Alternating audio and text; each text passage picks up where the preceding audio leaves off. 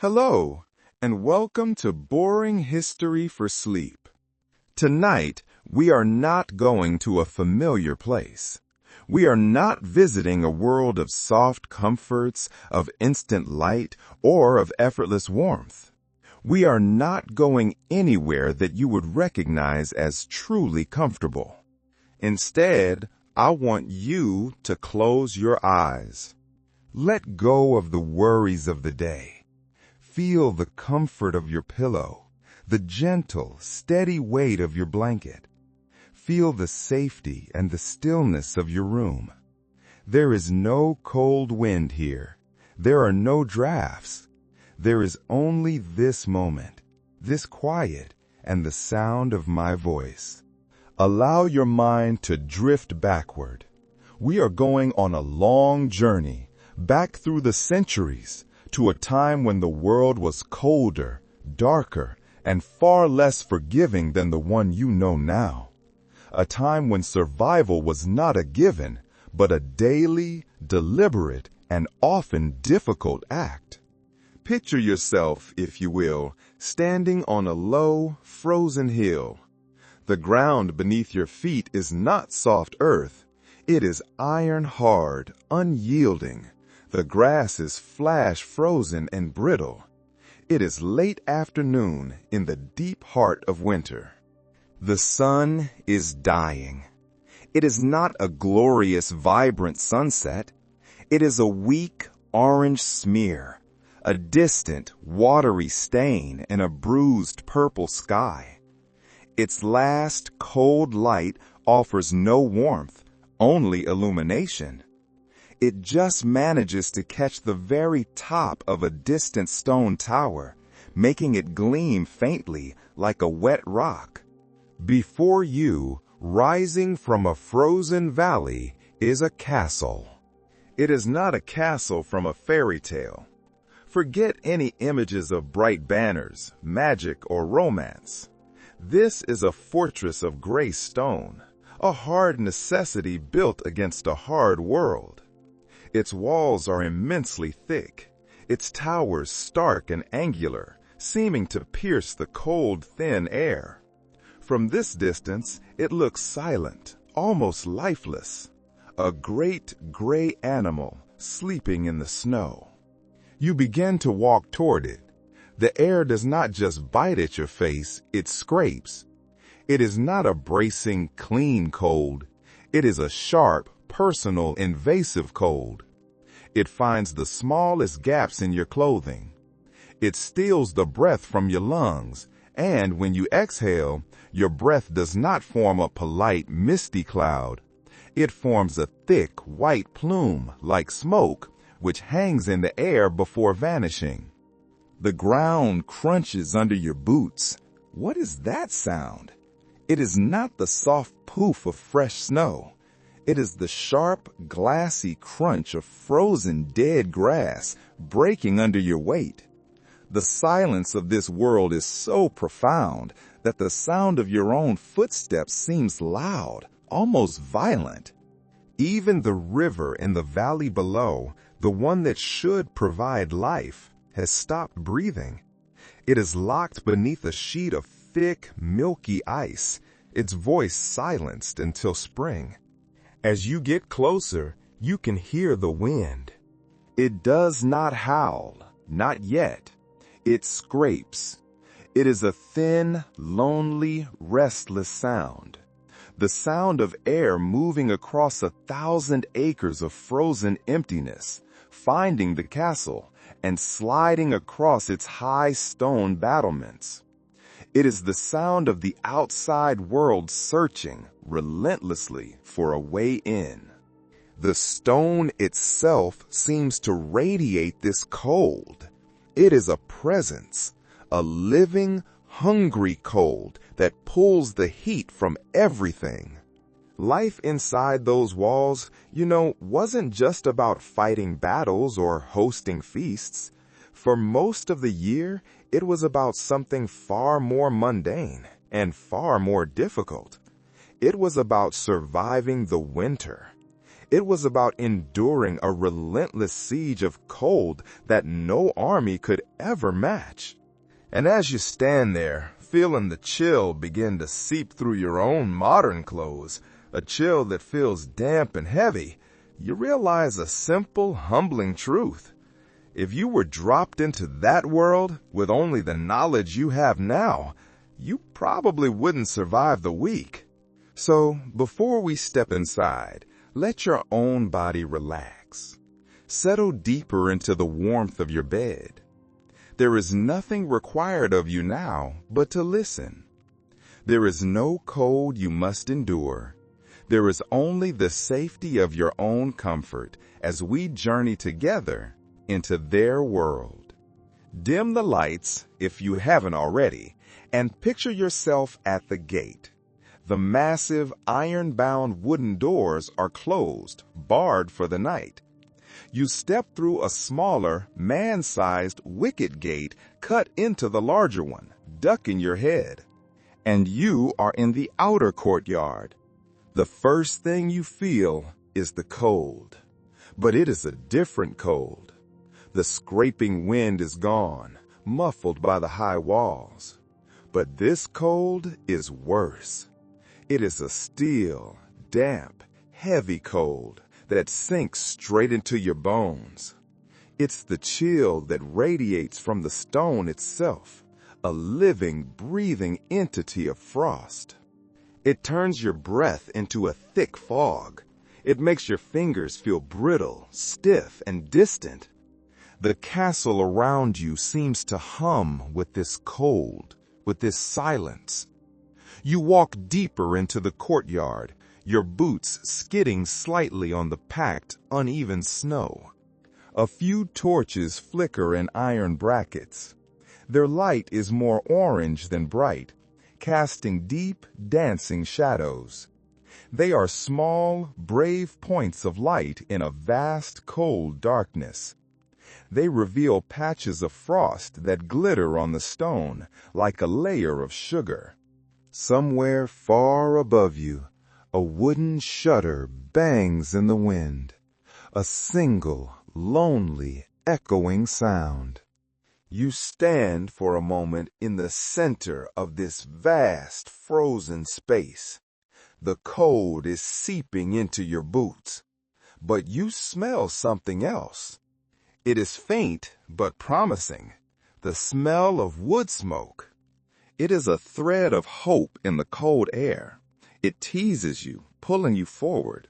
It is not coming from the walls, but from a single, large building within the inner walls. The Great Hall. That one place that promises relief. You move toward its heavy door, your hands numb, your face stiff, driven by the same primal instinct that drove every human and animal who ever lived here. The instinct to find the fire. You stand at the threshold of the Great Hall, driven here by the faint promise of wood smoke. The door before you is not a polite domestic entrance. It is a barrier of thick oak planks, bound with heavy black iron bands. You reach for the handle. It is not a polished knob, but a large, cold iron ring, heavy and pitted. Your fingers, already numb and stiff from the courtyard's cold, sting as they close around it. The metal feels like a piece of the ice, a deep, painful cold that feels almost like a burn. You pull. The door does not glide on modern hinges. It groans. It is a low, protesting animal sound, the sound of old, heavy wood scraping across a stone floor, a sound of immense, stubborn weight. You have to put your shoulder into it, pushing against the resistance, and for a moment, you are a combatant in the castle's constant war, the war of the inside against the outside. You slip through the opening, and the heavy door thuds shut behind you, the sound echoing final. the world changes. The cold is gone, but it is not replaced by a gentle comfort. It is replaced by a sudden, overwhelming assault on your senses. First, your eyes. They sting. They water instantly, not from the cold, not from sadness, but from the sharp, acrid, undeniable bite of wood smoke. The air in this vast hall is not clear. It is a thick, gray, breathing haze. You can see it swirling in the light of the torches that line the walls. Your throat itches.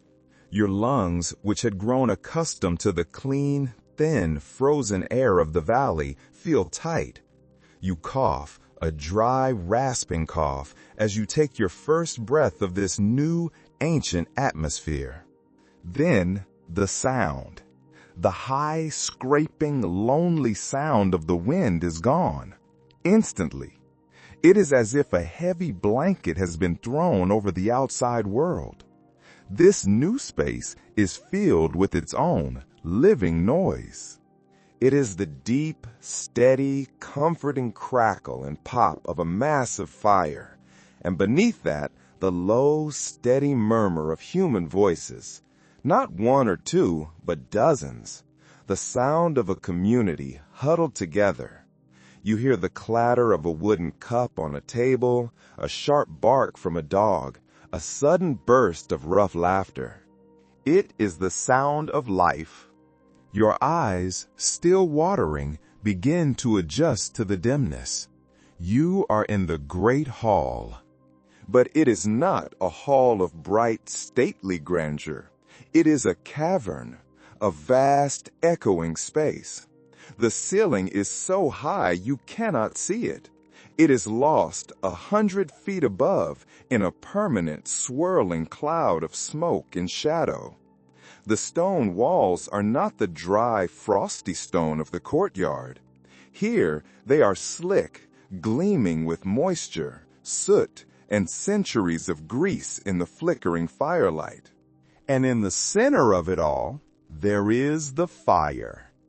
It is not a fireplace, not as you know it, tucked neatly into a wall.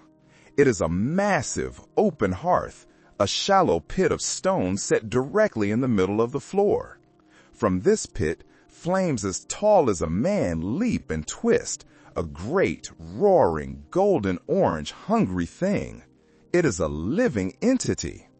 Sparks swirl upward like a million golden insects, dancing as they rise, vanishing into the darkness above, long before they find the distant, smoke-stained hole in the roof.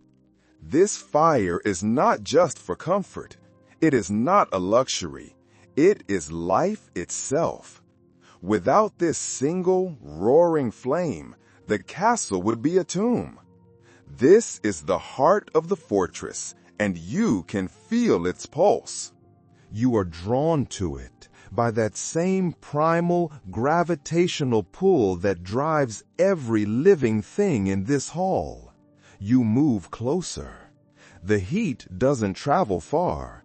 The room is too vast, the stone walls too cold and too hungry. But as you approach, you enter its small, sacred territory. The icy grip on your bones, the dampness that has settled into your marrow, it begins to loosen. Your frozen cloak begins to steam faintly in the heat. Compared to the courtyard, this small bubble of warmth feels like paradise.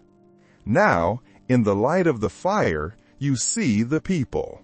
They are clustered near this blaze, but they are not gathered randomly. In this world, even warmth follows orders.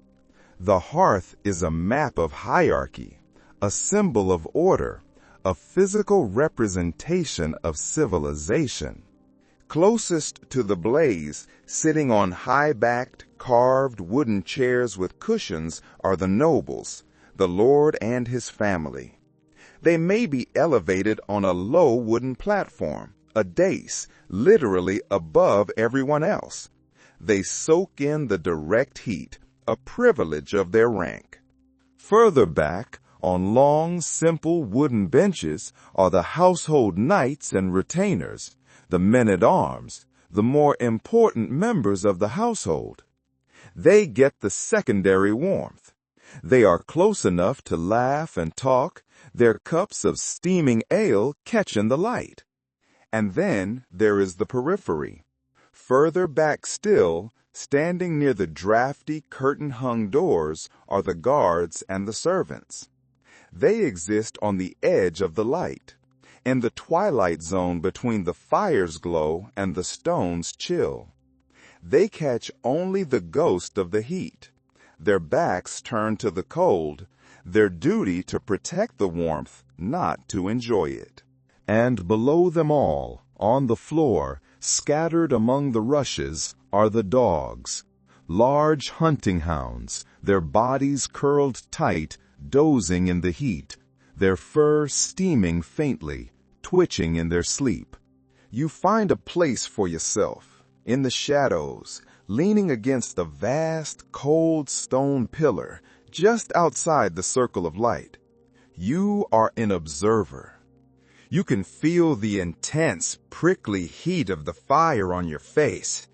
It's a dry, powerful warmth that makes your skin tingle. But the stone pillar at your back, it is cold. It is the cold of the courtyard, the cold of the valley, the cold of the night.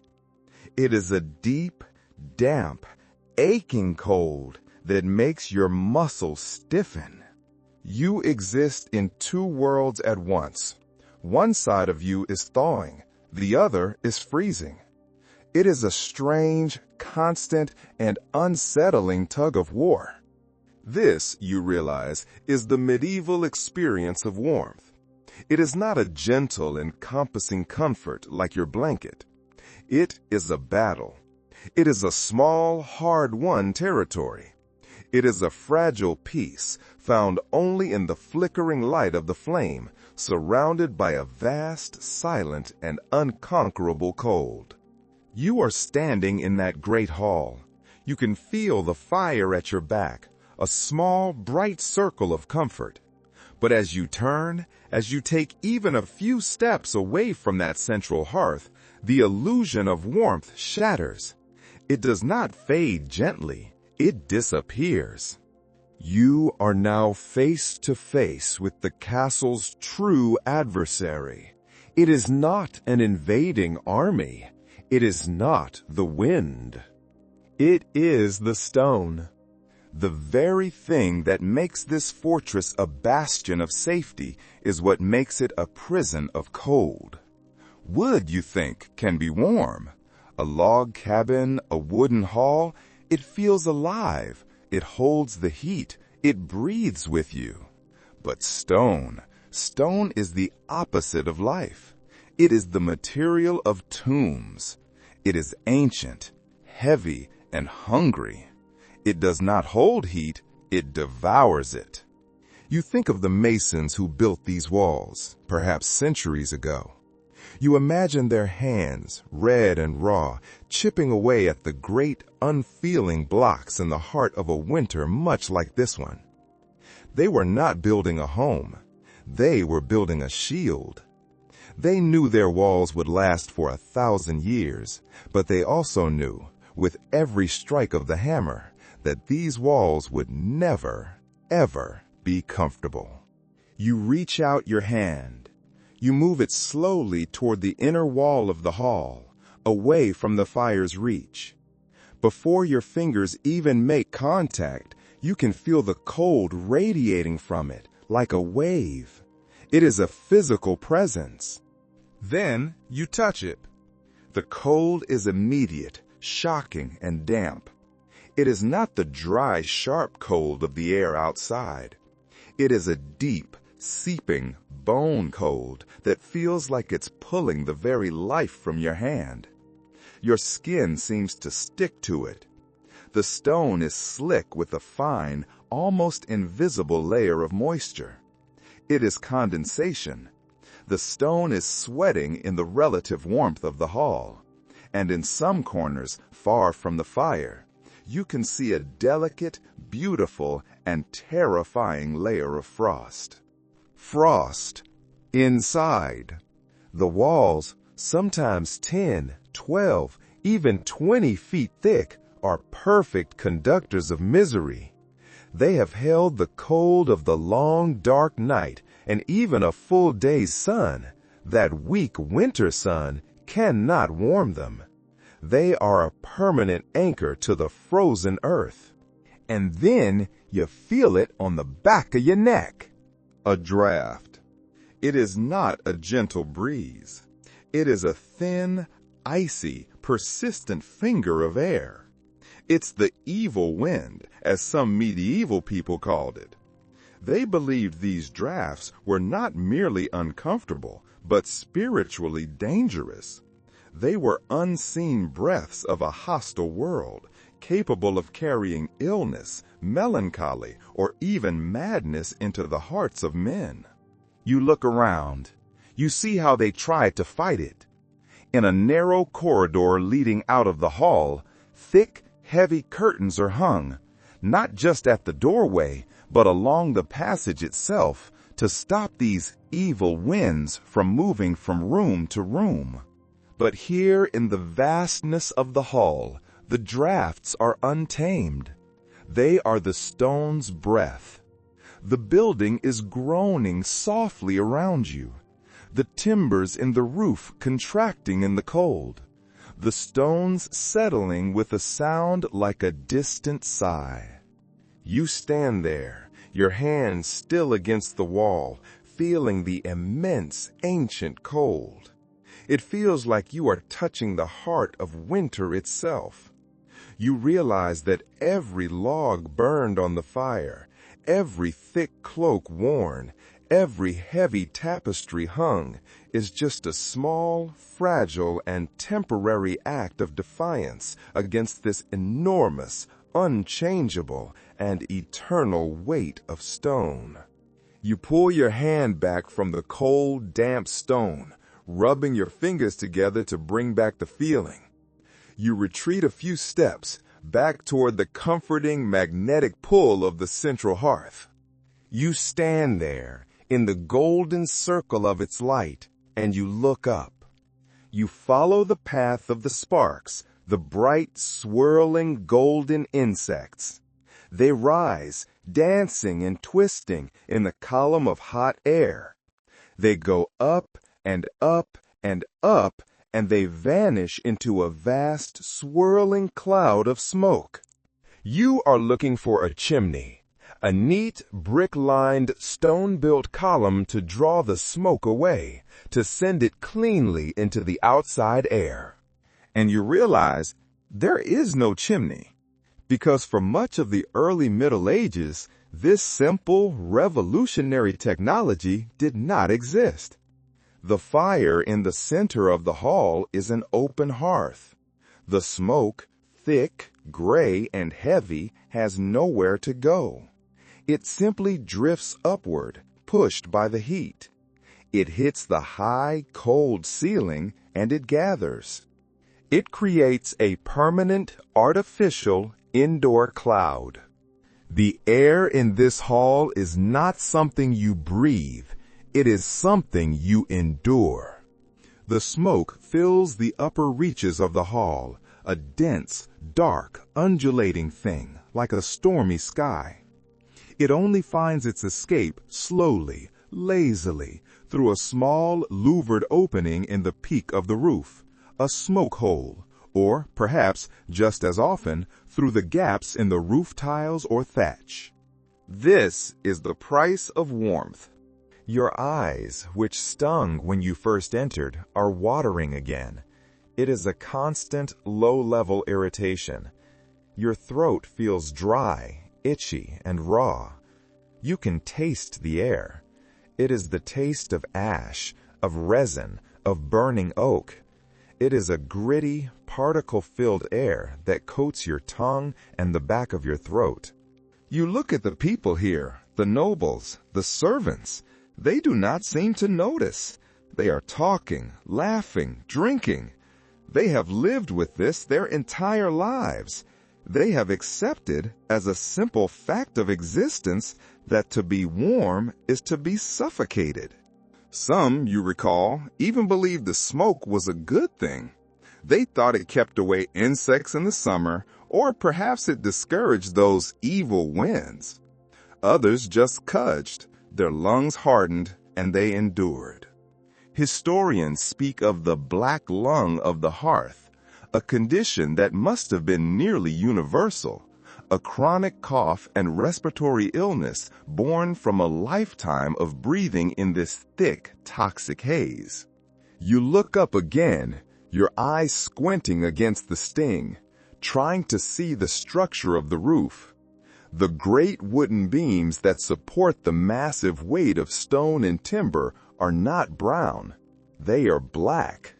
They are coated in a thick, greasy, shiny layer of soot and creosote, the fossilized memory of 1,000 fires. It is this very smoke, this very poison, that has accidentally preserved them. The soot has sealed the wood, making it resistant to rot, making it poisonous to the insects that would otherwise devour it. The castle's skeleton has been mummified by its own breath. Imagine a feast in this hall. Torches on the walls add their own oily, black smoke to the haze. The fire roars, sending up plumes of grease from a roasting pig. The air is so thick you can barely see the person at the other end of the table. Your eyes sting. Your throat burns. Your fine clothes will smell of this smoke for days, for weeks. But you stay, because the alternative is to step outside into the clean, pure, and lethally cold air of the night. You stand there, breathing shallowly, and you make the same choice they did. You choose the smoke. You choose the warmth. You lower your gaze from the smoky, black-veined rafters, your eyes still smarting. You look down, past the fire, to the floor beneath your feet. You are not standing on bare stone. You are not standing on tile or wood. The floor of this great, cavernous hall is alive. It is covered in a thick, uneven carpet of dried plants. At first glance, it looks like a hay-strewn barn. But as you look closer, as you walk, you realize this is a deliberate, complex, and vital piece of medieval technology. You are walking on rushes. The stone beneath your feet, would be a source of relentless, seeping cold. The floor of the earth is a well of frost. To stand on it, even with thick-soled boots, would be to have the warmth leached from your body moment by moment.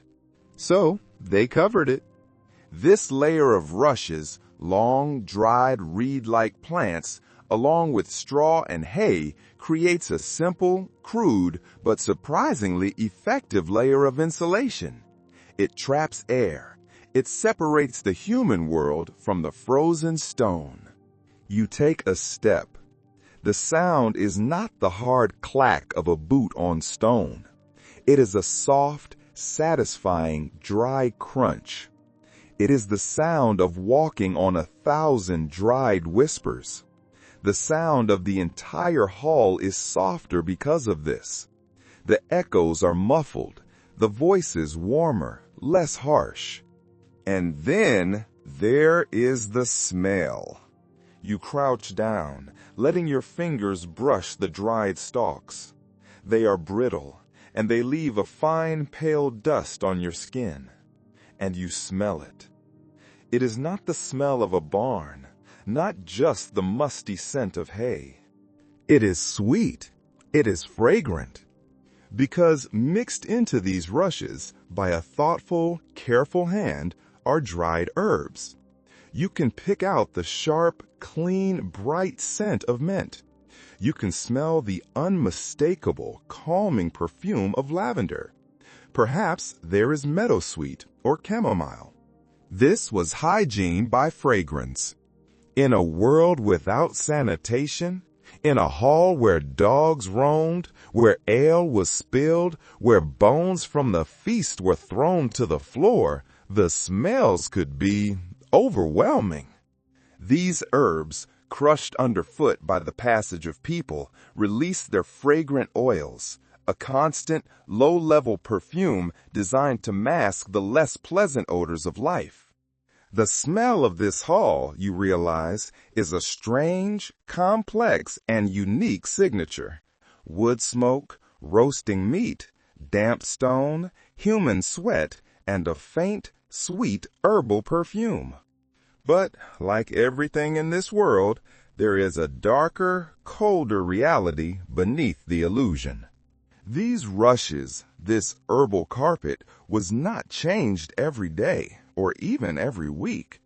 It was a major undertaking. In a wealthy household, it might be replaced 3 or 4 times a year. In a poorer one, perhaps only once. So you think, what lies beneath this top, fresh-smelling layer? Beneath, the old rushes are compacted, damp, and beginning to rot. They are a swamp of spilled ale, grease, lost scraps of food, and animal waste. It is a dark, warm, and perfect home for vermin. Fleas, lice, and mice would thrive in this unseen, lower world. People knew this, but they accepted it as the price of not walking on frozen stone, the price of a room that smelled of lavender instead of just decay. You stand up, brushing the dust from your hands. You walk across the floor, feeling that soft, dry crunch. You are walking on a paradox, a layer of fragrant, insulating comfort lying just inches above a world of dampness and decay. It is another perfect metaphor for this life. You move away from the fire, toward the great, cold stone perimeter of the hall. The air, as you know, grows cold almost immediately. The massive stone wall looms beside you, its surface slick and beaded with moisture, radiating a chill that feels like a physical push. But it is not bare. Hanging from thick iron rods drilled directly into the mortar are vast, heavy curtains of woven wool. Tapestries. Today, we see them in museums, protected behind glass, in climate-controlled rooms. We admire them as priceless works of art, as narrative documents. We study their faded colors, their intricate, painstaking scenes of heroic battles, of mythic creatures, of courtly love, of the hunt. But here, in this cold stone hall, they are not art. They are armor. They are a vital, practical, and expensive piece of heating technology. They are, quite simply, a woven wall. Their purpose is twofold, and it is a brilliant, simple solution to the problem of the stone. First, they are not hung flat against the wall. You notice they are on rods, projecting a good 4 or 5 inches out. This creates a crucial, deliberate, and entirely necessary pocket of air. This trapped air is the insulation. It is a buffer zone. The code from the stone wall radiates into this pocket, but it struggles to cross that gap. The tapestry itself, a thick, heavy barrier of wool, stops that cold air from invading the room. It breaks the draft. It tames the evil wind. Second, the tapestry works in the other direction. The massive, thick, woven wool fibers are a perfect material for absorbing heat. They catch the radiant warmth from the fire in the center of the hall, warmth that the stone would simply devour and erase, and they hold it. The tapestry becomes a gentle, passive radiator. It soaks in the heat, and it releases it slowly, gently into the room, long after the fire has died down. A castle hall without tapestries was said to feel naked. It was a home without its skin, its bones exposed to the wind. You step closer, closer than any museum guard would ever allow. You let your fingertips trace the weaving. This is not a delicate silken thing. This is a heavy, coarse, industrial-strength fabric. The texture is alive with a million tight knots. The wool is oily, dense, and has the faint, ever-present smell of wood smoke, damp, and time. The colors, which you know were once vibrant, bright reds, deep blues, rich greens, are dim in the torchlight. They are muted, overlaid with a film of soot and grease from the smoky air. You see a small tear near the bottom, perhaps from a dog or a misplaced spur. It has been repaired, not with an invisible artistic stitch, but with a thick, strong, functional patch. You do something you would never dare to do, but you must. You lift the corner of the heavy fabric. It is incredibly heavy, far heavier than you expect. It takes effort. And as you pull it back, a small, cold, musty breath of air hits you in the face. It is the smell of the stone, the smell of the damp, the smell of the hidden space. You peek behind it. The great gray stone wall is there, slick and wet, gleaming in the torchlight. The cold that leaps out from this 2-foot gap is startling, a sudden aggressive chill. You let the tapestry fall back into place. It hits the wall with a heavy, satisfying, muffled thwump. The cold is gone instantly. The barrier is back. You stand there, looking at the woven image of a knight slaying a dragon, and you realize the true dragon, the true beast that this tapestry was built to slay, was the cold itself. Your gaze is drawn from the walls to the openings within them, the windows. In our world, a window is a simple, passive thing, a sheet of glass, a pleasant view. It is a source of light and a barrier against the weather. In the medieval castle, a window is a compromise. It is a structural weakness, a defensive liability, and a gaping wound in the battle against the cold. You are standing in an older part of the castle now, perhaps a passageway or a stairwell. Here, in this fortress built for war, the windows are not large. They are not meant for gazing. They are, quite simply, slits. The opening in the thick stone wall is vertical, narrow, perhaps only 6 inches wide on the outside, but splayed deeply on the inside to allow an archer a wide field of fire. This is an arrow loop. Its primary job is defense. Its secondary job, a distant second, is light. Its third job, which it does with relentless, cruel efficiency, is to let in the cold. You stand before one now.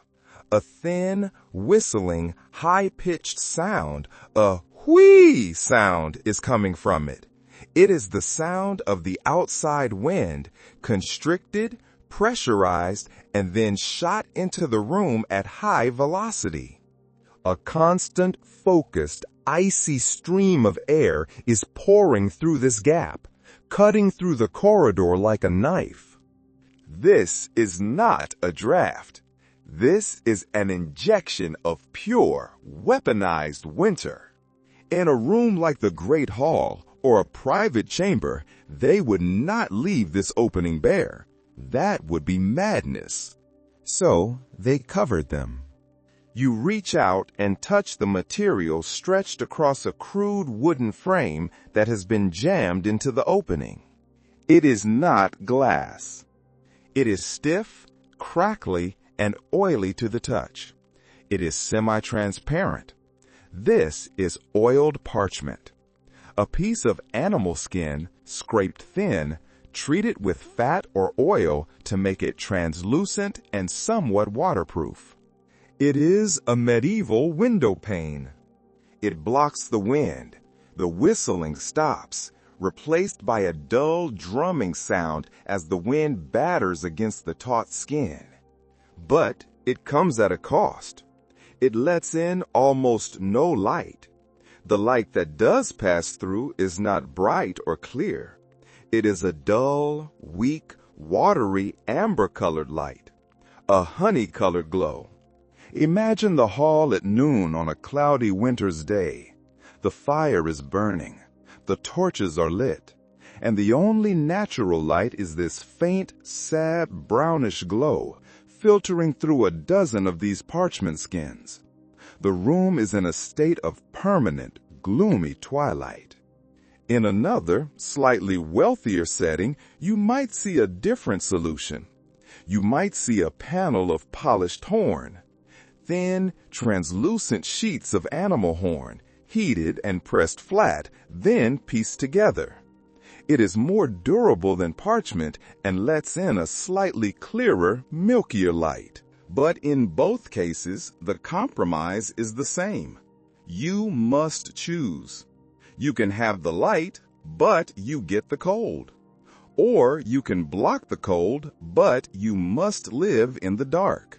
And even with these coverings, the draft is not defeated. It is only inconvenienced. You can feel it. Around the edges of the crude wooden frame, where the parchment meets the uneven stone, the cold is set leaking in. You see a servant on his morning rounds, his breath pluming. He is carrying a bundle of straw and a wooden mallet. He is systematically stuffing the straw into the cracks around the window frame, a futile, daily, and utterly necessary battle to plug the leaks. This window, you realize, is a perfect summary of the medieval compromise. A sliver of light, a measure of protection, but a constant, nagging, and inescapable cold. You move now to a later, more refined part of the castle. Perhaps this is the chapel, or the Lord's new solar, his private chamber. Here you find a different kind of window. By the 13th and 14th centuries, a new, almost magical technology had become available, though it was so expensive that only the wealthiest churches and the richest kings could afford it. You are standing before a window made of real glass.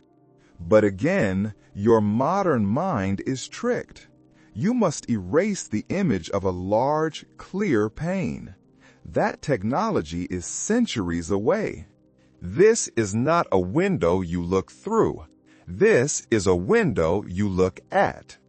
It is a beautiful, intricate patchwork of small, individual pieces of glass, held together in a complex, web-like framework of heavy, dark lead.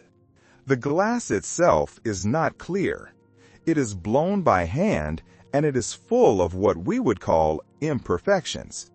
It is full of bubbles, streaks, and swirls. It is uneven, thicker in some places, thinner in others. So the light that comes through is distorted, watery, and shimmering. And it is colored. The sand used to make it was impure, giving many of the panes a faint, swampy, greenish-brown tint. Other pieces are deliberately, vibrantly colored, deep cathedral blues and rich blood reds. The world outside, seen through this, is not a clear image. It is a beautiful, abstract, watery blur of color and light. And yet, it is a marvel. It is a revolution. It lets in the light, this beautiful, colored, divine light, and it stops the wind. The whistling is gone.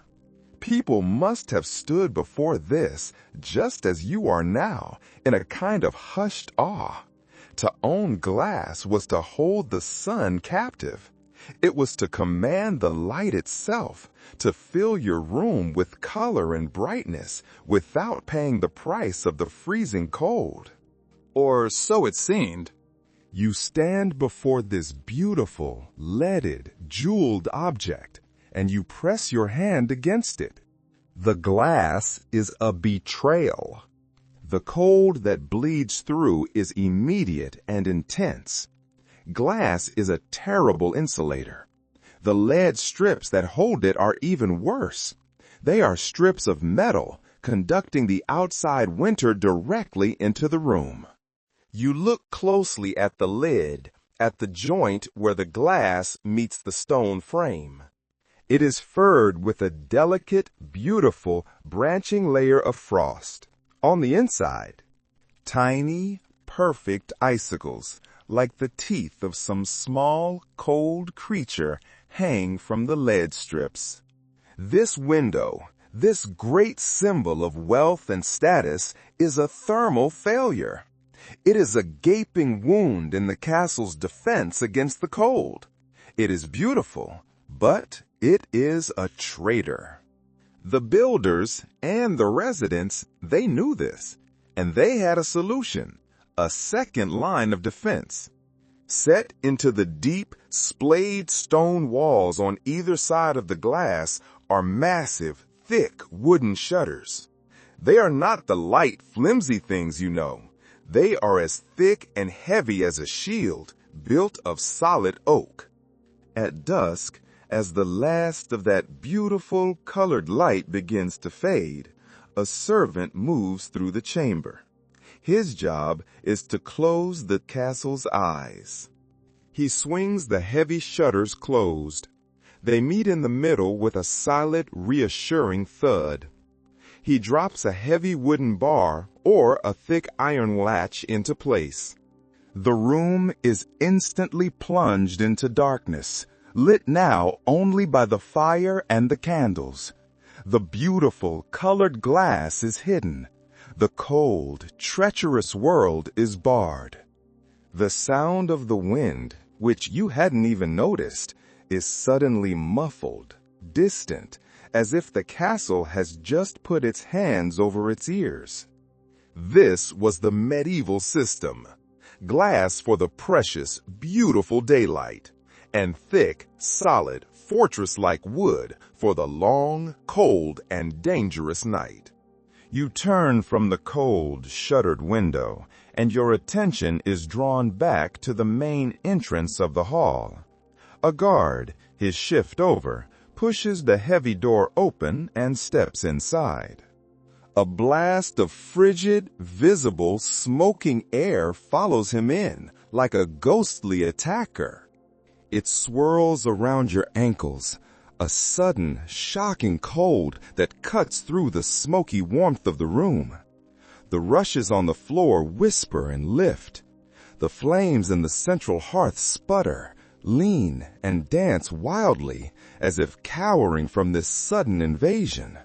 You realize in this moment that every door in this castle is a battlefield. It is a permanent, gaping hole in the fortress. You look at the door itself.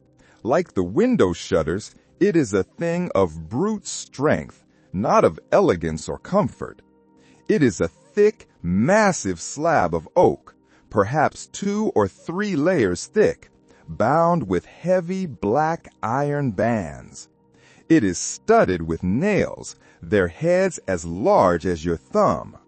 This door was built to withstand a battering ram, to resist an axe, to hold against a siege.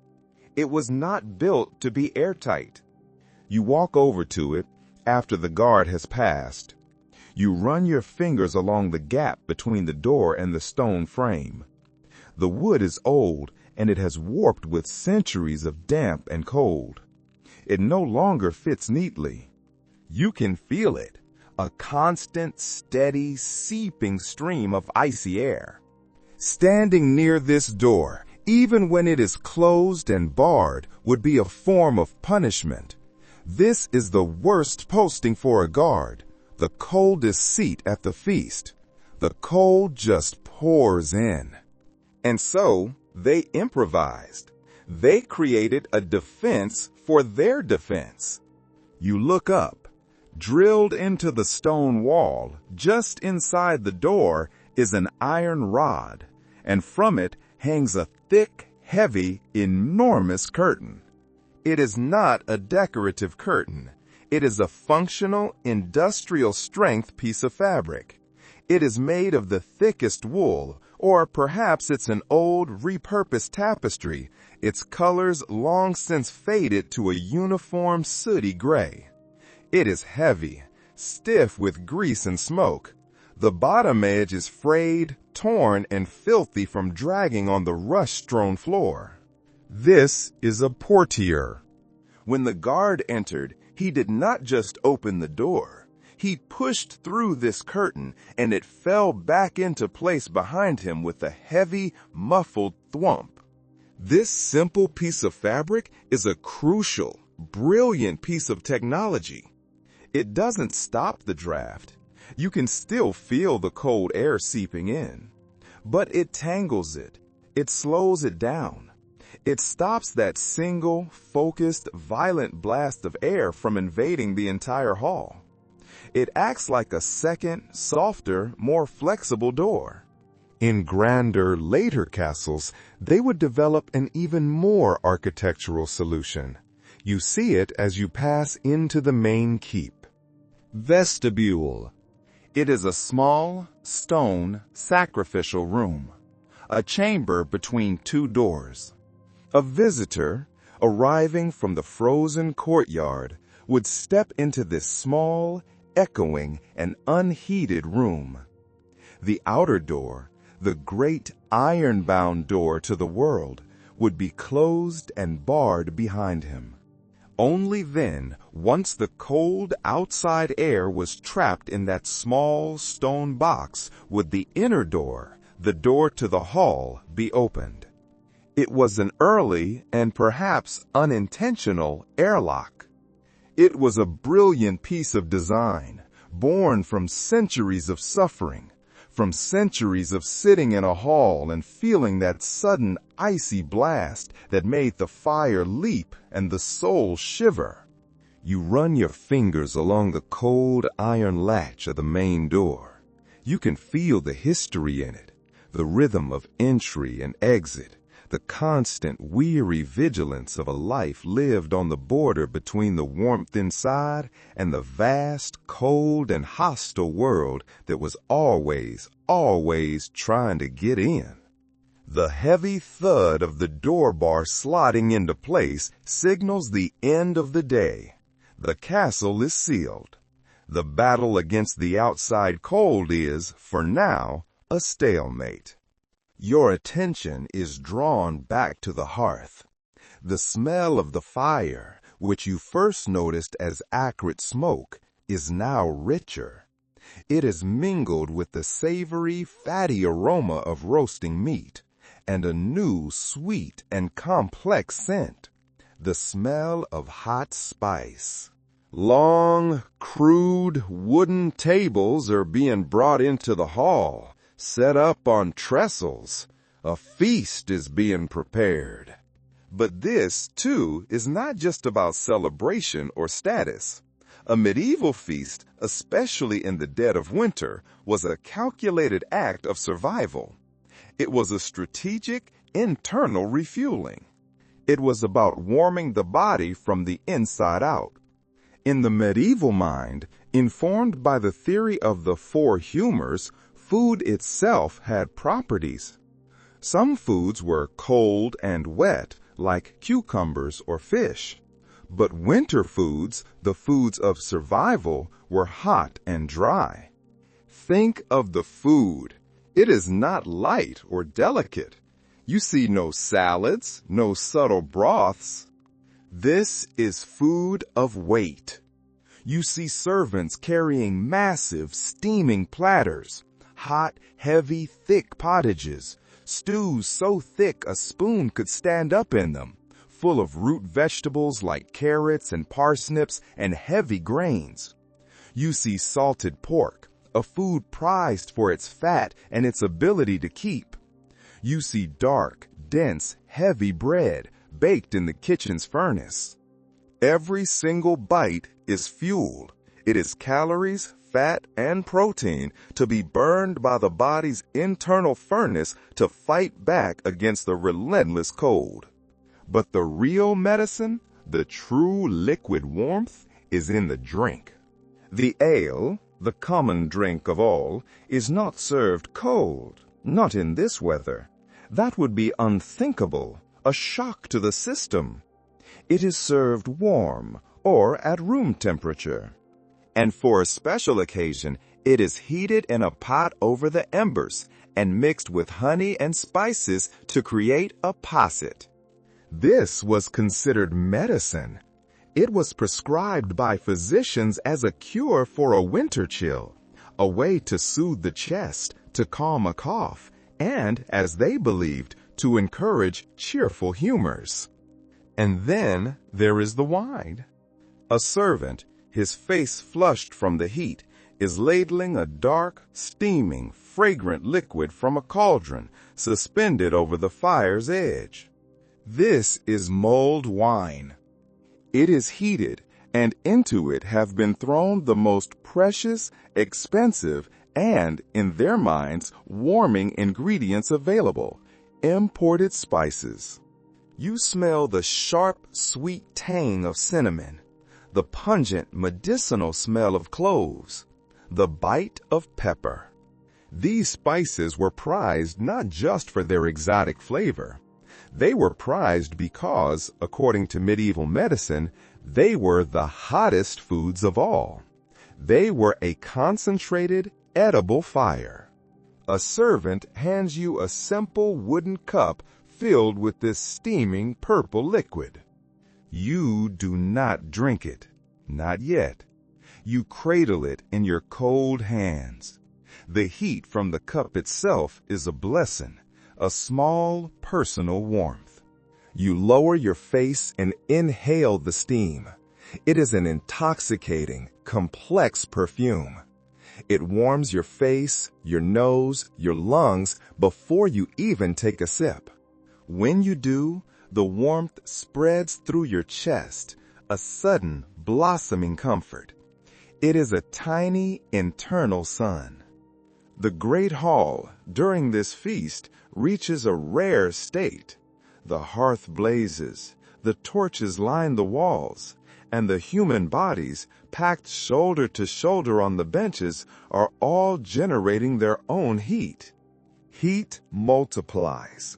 For a few precious, noisy, smoky hours, the cold outside ceases to exist. It is defeated by this combined assault of fire, spice, fat, and community. The feast winds down. The fire in the hearth is still a glorious, roaring thing, but the hall itself, so vast, begins to feel colder as people get up, as the energy fades. The internal fire from the spiced wine is a pleasant, glowing memory, but the external chill in the air is a constant, nagging reality. You realize that the fire in the hall is a public utility. The food in your belly is a temporary fuel. Your final and most important line of defense is the one you wear. In the medieval world, clothing was not an expression of fleeting fashion. It was your first fortress. It was your personal, portable shelter. And the strategy was simple, one that any modern winter hiker would recognize: layering. Let us imagine you are dressing for a cold morning in this castle. You are starting from nothing in a small, cold chamber, your breath plumbing in the air. Your first layer against your skin is not wool. It is a simple, long-sleeved undertunic of linen. Linen is relatively smooth, it can be washed, and it provides a barrier between your skin and the coarser, heavier layers to come. The next layer is the most important. It is the medieval miracle fiber. It is the one thing that makes life in this northern, damp cold possible. It is wool. Wool is not just warm. It has an almost magical property. It is warm even when it's damp. The structure of the fiber and the natural oils, the lanolin, left in the yarn mean that it can absorb a great deal of moisture without feeling wet or cold against the skin. In this world of seeping damp and stone, this property is not a luxury. It is a lifesaver. So, you pull on a thick, long wool tunic, perhaps woven in a simple herringbone pattern. It is not soft. It is coarse, heavy, and perhaps a little bit itchy. But you are not done. You pull on another, perhaps shorter wool tunic over that. Then you must cover your legs. You pull on a pair of woolen hose, not trousers, but two separate stocking-like garments, pulled up high and tied to a belt at your waist. You are now wrapped in a full, head-to-toe layer of insulating, breathing, water-resistant wool. Finally, the outer layer. This is your armor against the wind, and it is also your statement of status. You reach for a heavy ankle-length cloak. If you are a person of wealth, this cloak is not just wool, it is fur-lined. The entire inside of the garment is lined with the soft, dense, insulating fur of squirrel or rabbit, or, if you are truly powerful, the impossibly soft and warm ermine or marten. You wrap this enormous, heavy garment around your shoulders. The weight itself is a comfort, a constant, heavy, reassuring hug. You fasten it at your neck with a heavy metal clasp. You are now wearing your own personal walking fortress. You are a small, mobile, self-regulating microclimate. Each layer has trapped air, creating a series of barriers between your warm skin and the cold, hostile world. You notice that people do not really undress for the night. The concept of pajamas, of special light clothes for sleeping, does not exist. That would be insane. Many people, especially during the coldest months, slept in most of the clothes they wore during the day. They might remove the heavy outer cloak, but they would climb into their bed fortress still wearing their linen and wool tunics. You touch the sleeve of your own cloak. The wool is coarse, slightly oily, and it has absorbed the signature scent of the castle. It smells of wood smoke, of damp, of horse, and faintly of the lavender from the rushes. Fashion, you realize, was not about frivolity. It was about life and death. The color of the dye might show your wealth, but the thickness of the wool, the density of the fur, the number of layers, that was about survival. You are in a small, cold, dark room, high in one of the towers, a garret. The only window is a small, unglazed slit, and you have stuffed it with straw. It does not matter. The cold comes through the stone. You are not a noble. You are not a guest. You are a servant, and you are awake. It is the hour before dawn, the wolf time, the blackest, coldest, and most silent part of the night. The castle is asleep. The fires have died down. The cold is now, in these hours, victorious. The stone has won. But your work is about to begin. You throw off your one thin, patched wool blanket. You are already fully dressed. You slept in your clothes. You rise from your simple straw pallet on the floor. Your breath is a thick white plume in the darkness. You are a member of the unseen army, the servants of the hearth. Your job is not to be warm. Your job is to make warmth. You move silently, your feet wrapped in rags, down the winding stone spiral staircase. The stone is so cold it burns, even through the cloth. Every step is a shock. You reach the great hall. It is a vast, echoing tomb of darkness. The great central fire, the heart of the castle, is almost dead. It is a massive gray-black pit of ash with a single, faint, pulsing, deep orange, glowing heart. This is the banked ember. This is the most crucial skill. At night, the fire was not allowed to die. That would be a catastrophe. To restart a fire from nothing with flint and steel in the damp, cold air could take an hour. So, the last servant to bed would bank the fire. They would push all the hottest, longest-lasting coals together and bury them under a thick, insulating blanket of ash. Protected from the air, the ember smolders, its life held in suspension, a spark of hope waiting for the dawn. Your job is to resurrect it. You kneel at the edge of the hearth. The ash is cold on your knees. You take a small iron poker. You gently, carefully uncover the glowing core. It is still alive. You blow, gently, a small, painful, hopeful breath. The ember brights from orange to yellow. A tiny, fragile flame licks up. You feed it.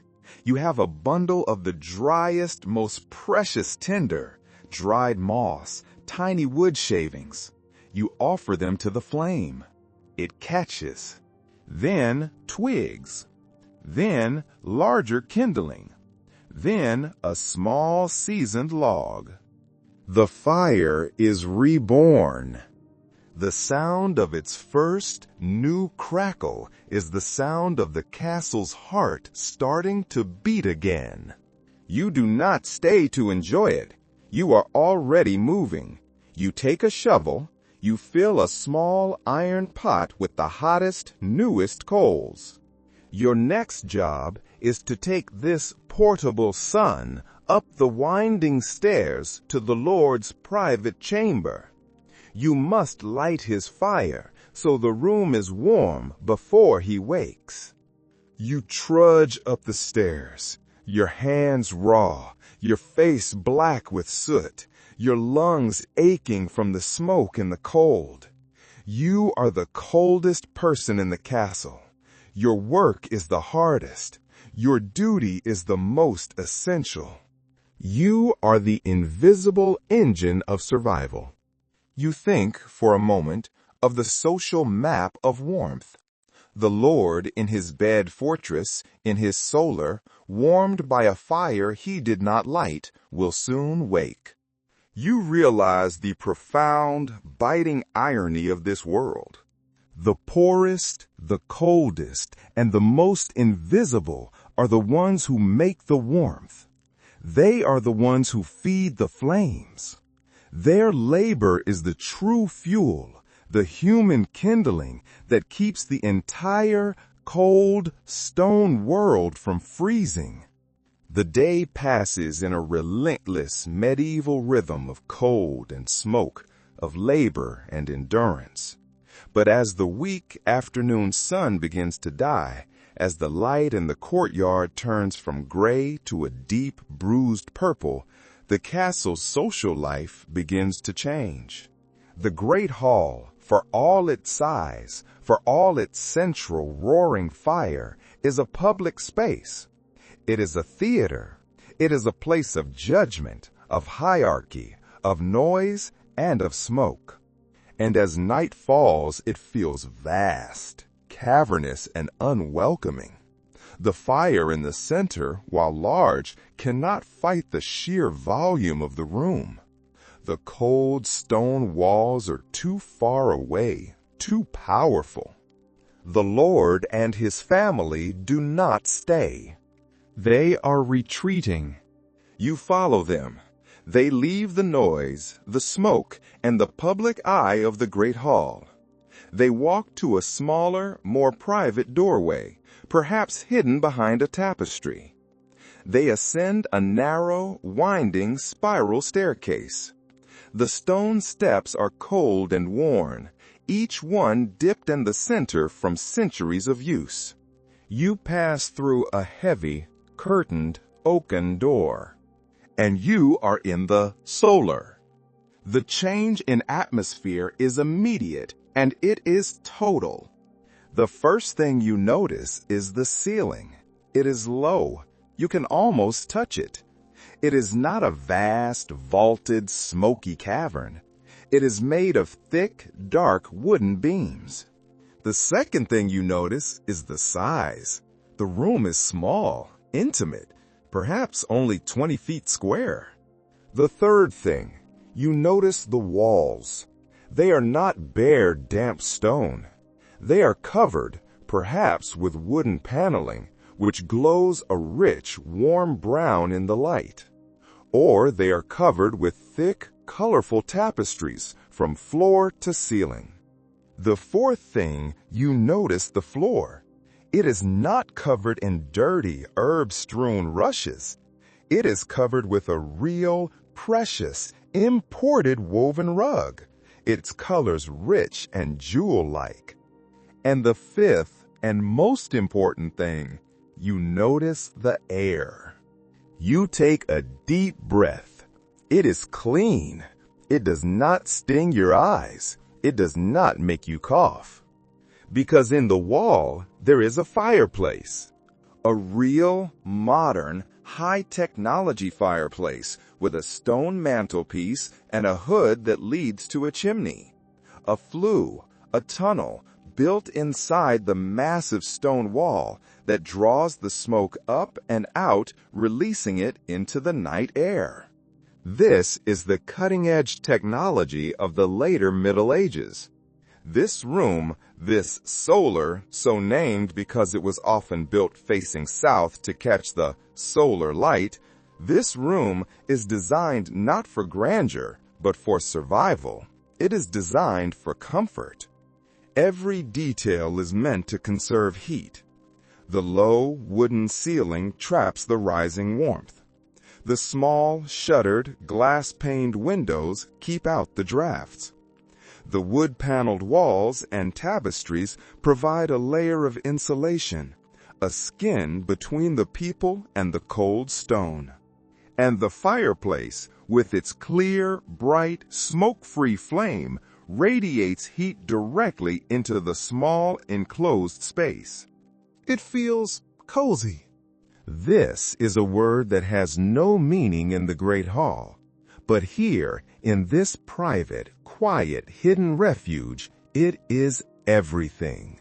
The Lord and Lady sit in high-backed chairs with wings near the ears, a special design, not for style, but to block any small lingering drafts. They are not shouting over the noise of 100 people. They are talking softly. Perhaps one is reading a rare handwritten manuscript by candlelight. This is where the medieval mind begins to change. This is where the concept of privacy, of intimacy, of home as a refuge is born. It is born not in the cold, public theater of the hall, but here, in this small, warm, smoke-free, wood-paneled box, hidden deep within the castle's cold stone heart. The fire in the solar's hearth burns low. The embers are a deep, glowing red. The candles have burned down, the wax pooling in their brass holders. It is time for the final retreat. It is time for sleep. You follow the Lord and Lady from the solar through a small private doorway into the adjoining bedchamber. The air in here is colder. The fire in this room's hearth was lit, but it has been allowed to die down.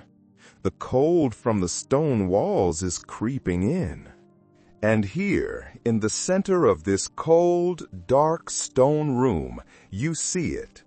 It is the final and perhaps the most ingenious piece of medieval heating technology. It is the bed. But it is not a bed as you know it. It is not a simple, low object of mattress and frame. This is an engineering marvel of warmth. This is a fortress. It is an enormous architectural object. It is a room within a room. First, you notice it is raised high off the ground. The oaken frame, dark and heavy with carving, stands on thick legs, lifting the sleeping surface a good 2 or 3 feet off the floor. Why? To escape the coldest, most dangerous air in the room.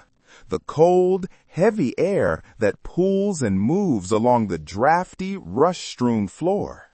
This is the air of the evil winds, and the bed is built to stand above it. Second, it is enormous. It is built of thick, solid timber, a heavy, unmoving, permanent piece of furniture. Third, and most importantly, is the canopy. This is not a light, decorative fabric canopy. This is a solid wooden roof, a tester, built just as solidly as the frame itself. It is a ceiling for the bed. And from this solid wooden roof, hanging on all 4 sides, are the curtains. These are not the light, gauzy, decorative curtains of a fairy tale. These are massive, heavy, functional drapes. They are made of the thickest, heaviest wool, or perhaps velvet, and they are lined, perhaps with another layer of wool or linen, or even, for the truly wealthy, with insulating fur. This is not a bed. This is a fortification. You watch as a servant, his last duty of the night, pulls back one of the heavy curtains. The sound is a soft, heavy shh. He is holding a warming pan, a long-handled, covered brass pan. Earlier, he filled it with hot coals from the hearth, and he has been rubbing it between the linen sheets to chase away the icy, damp chill. He removes it, the metal glowing faintly. The Lord and Lady, still fully dressed in their linen and wool undertunics, climb in. They might use a small wooden stool to do so. The bed is so high. They settle into the mattress, a thick canvas bag, stuffed not with springs, but with millions of soft, insulating feathers. On top of this, they are covered with more layers, linen sheets, woolen blankets, and finally, a heavy fur-topped coverlet. Then, the servant performs the final act. He reaches up and he draws the curtains. He pulls all 4 heavy, lined drapes closed, overlapping them at the corners, enclosing the bed completely. They have just stepped into a tent, a small, private, fabric-walled, roofed world. Inside that tiny enclosed space, the air is instantly still. The drafts are gone. The vast, cold stone chamber, with its dying fire and frosty walls, has disappeared. The only thing inside that small, dark, soft cocoon is the feather mattress, the piles of fur, and the combined, steady, living warmth of 2 human bodies. Their breath alone, the slow, rhythmic exhale of sleep, is enough to warm this tiny, personal microclimate. You can imagine waking in such a bed. You would be in a warm, dark, soft, and silent world, breathing your own warm air. While just inches away, on the other side of that thick velvet curtain, the chamber itself is so cold you can see your breath. This, you realize, might be the only place in the entire vast stone castle where true, absolute, encompassing warmth is ever really found. You are awake again in the pre-dawn dark. You are in that private bedchamber. The fire in the hearth is nothing but a pile of gray, cold ash. The bed fortress in the center of the room is a silent, curtained block of shadow. The nobles are asleep, warm in their cocoon. But you are not. You are sitting on a wooden chest against the wall, and you are feeling the full, undisturbed, and victorious power of the cold. The silence is absolute, and in this silence you can feel it. It is more than just cold. It is damp. The stone walls, which had been in a losing battle with the fire all evening, have now won. The chill from the frozen earth, the chill from the night air, has soaked back through the massive, thick stone, and it is now radiating into the room. You run your fingers along the stone wall, the one behind the tapestry. It is not just cold, it is wet. It is slick with a fine, clammy film of moisture. The stone is breathing. This is the other, more insidious and more dangerous enemy of winter, condensation. The great, cold, unfeeling mass of the castle walls, a permanent 5-degree refrigerated object, meets the warm, moist air created by human life. The air from breathing, from the steam of the feast, from the dying fire. The result is this: a constant, clinging dampness. You look closer at the stone. In the faint, gray, pre-dawn light coming from a crack in the shutter, you can see it. Frost. Delicate, beautiful, branching, crystalline feathers of ice have formed on the inside of the wall. They glitter faintly, a beautiful, deadly lacework. The air in the room smells of it. It is not the clean, sharp smell of the outside cold. It is the smell of damp stone, of old wet wool, of lime wash, and faintly of mildew. This is the chill that gets into everything. This is the chill that makes the clothes hung on a peg feel heavy and damp, as if they will never be dry again. It's what makes the tapestries smell musty, their threads growing heavy with moisture. It's what seeps into the rushes on the floor, causing them to rot. It seeps into the feather-stuffed mattress, into the woolen blankets, and it seeps into the body. This is not the sharp, bracing cold of the wind. This is the damp, aching cold that settles into the bones, that makes the joints stiffen and ache. This is the cold that causes the coughs, the lung sicknesses, the melancholy that so many chroniclers wrote of. The battle for warmth, you realize, is also a constant and often losing battle for dryness. They tried to fight it. The lime wash they used on the walls was porous, designed to let the stone breathe out its moisture rather than trap it. The tapestries, as you saw, were hung away from the wall to create that air gap, as much for damp as for cold. But the only true weapon was the fire. A constant, roaring, dry heat was the only thing that could push this moisture back, to dry the air, to dry the walls, to dry the clothes. But in the long, dark, fireless hours before dawn, The damp always returned. It creeps back into the room, a silent, victorious invader, reminding you that the stone is and always will be in charge. It is a living, breathing, and very cold-hearted companion. As the castle slowly, reluctantly wakes, the first servant of the hearth, the one you followed earlier, has returned. He has rekindled the fire in the solar, and now the nobles are stirring. But the castle is vast. The fires are few. What about the other spaces? What about the cold, stone-floored chapel? What about the long, drafty, tapestry-lined gallery? What about the lady's chamber, where she sits at her loom, her feet on the cold floor?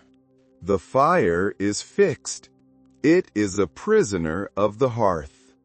But the embers can be moved. You watch as a servant, his hands protected by thick leather, uses a small iron shovel. He dips it into the glowing heart of the kitchen fire and pulls out a small mound of perfect, red-hot, glowing coals. He carries them, walking quickly, to a metal pot. This pot is round, perhaps made of bronze or iron.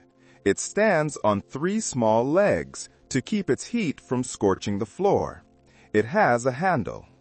This is a brazier.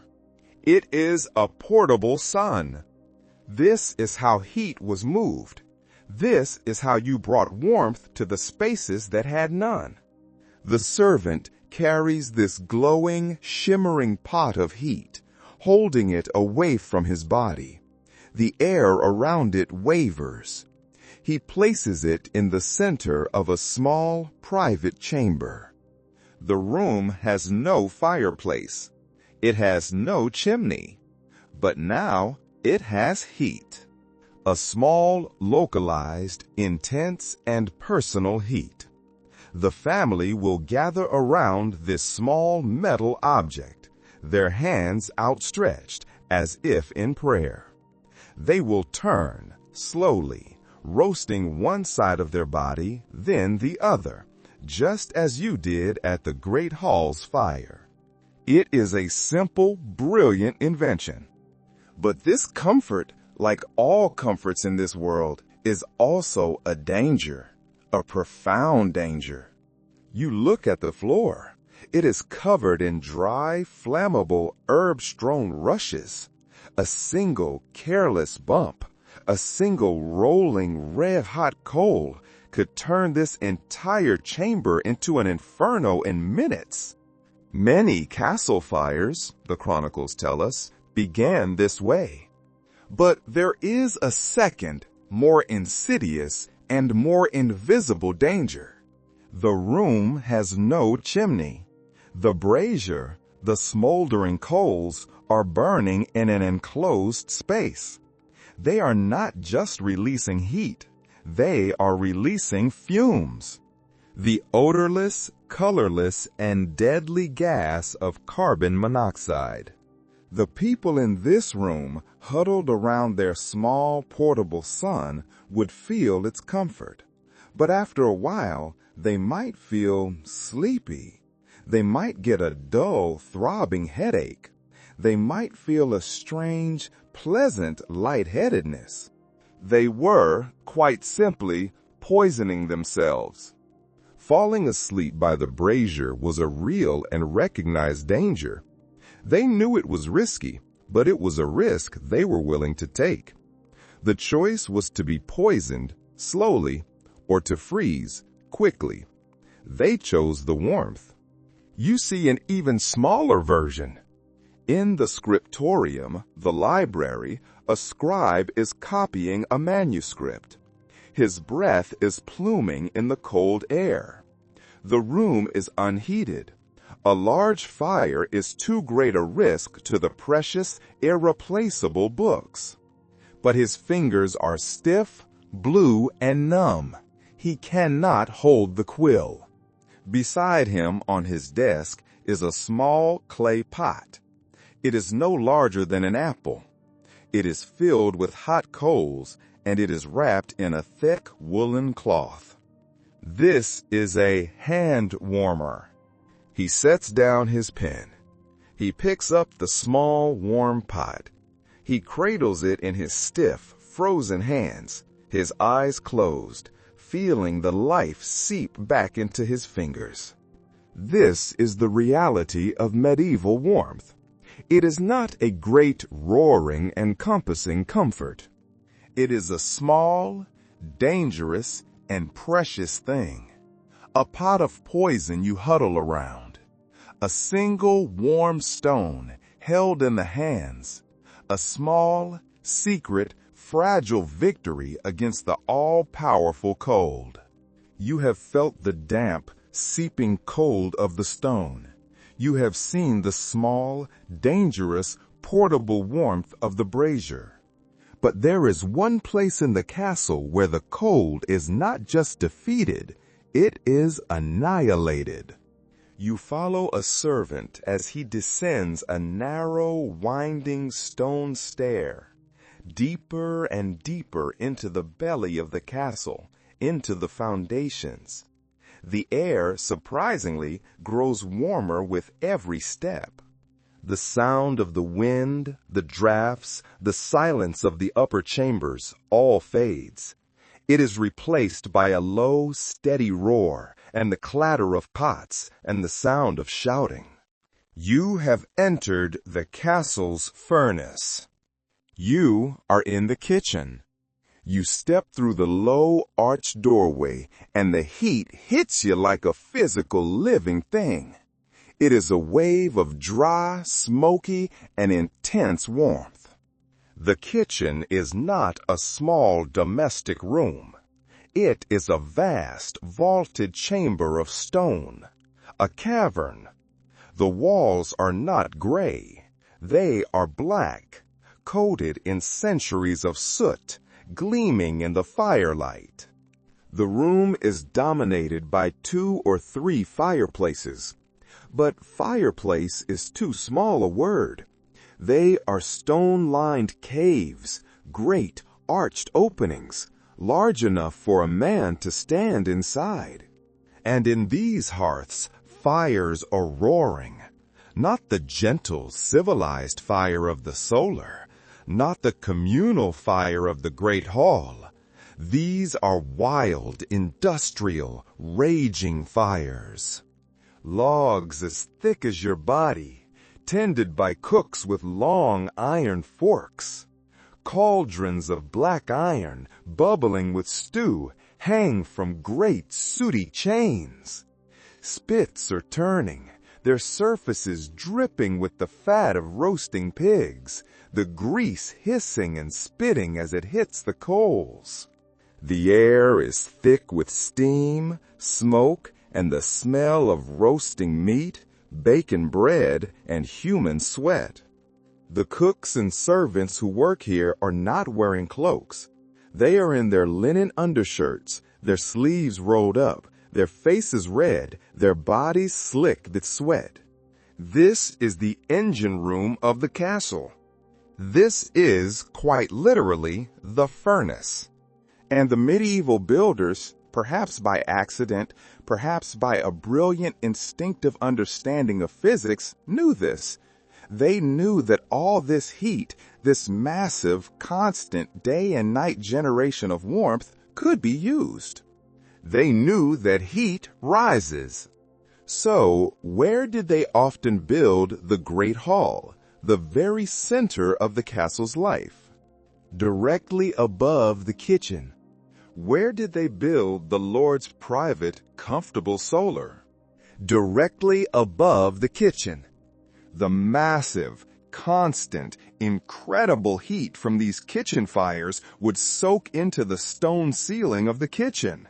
That stone ceiling was also the floor of the hall above. And that heat would radiate slowly, gently, and constantly upward. It was an accidental, inefficient, but deeply, beautifully effective form of radiant heating.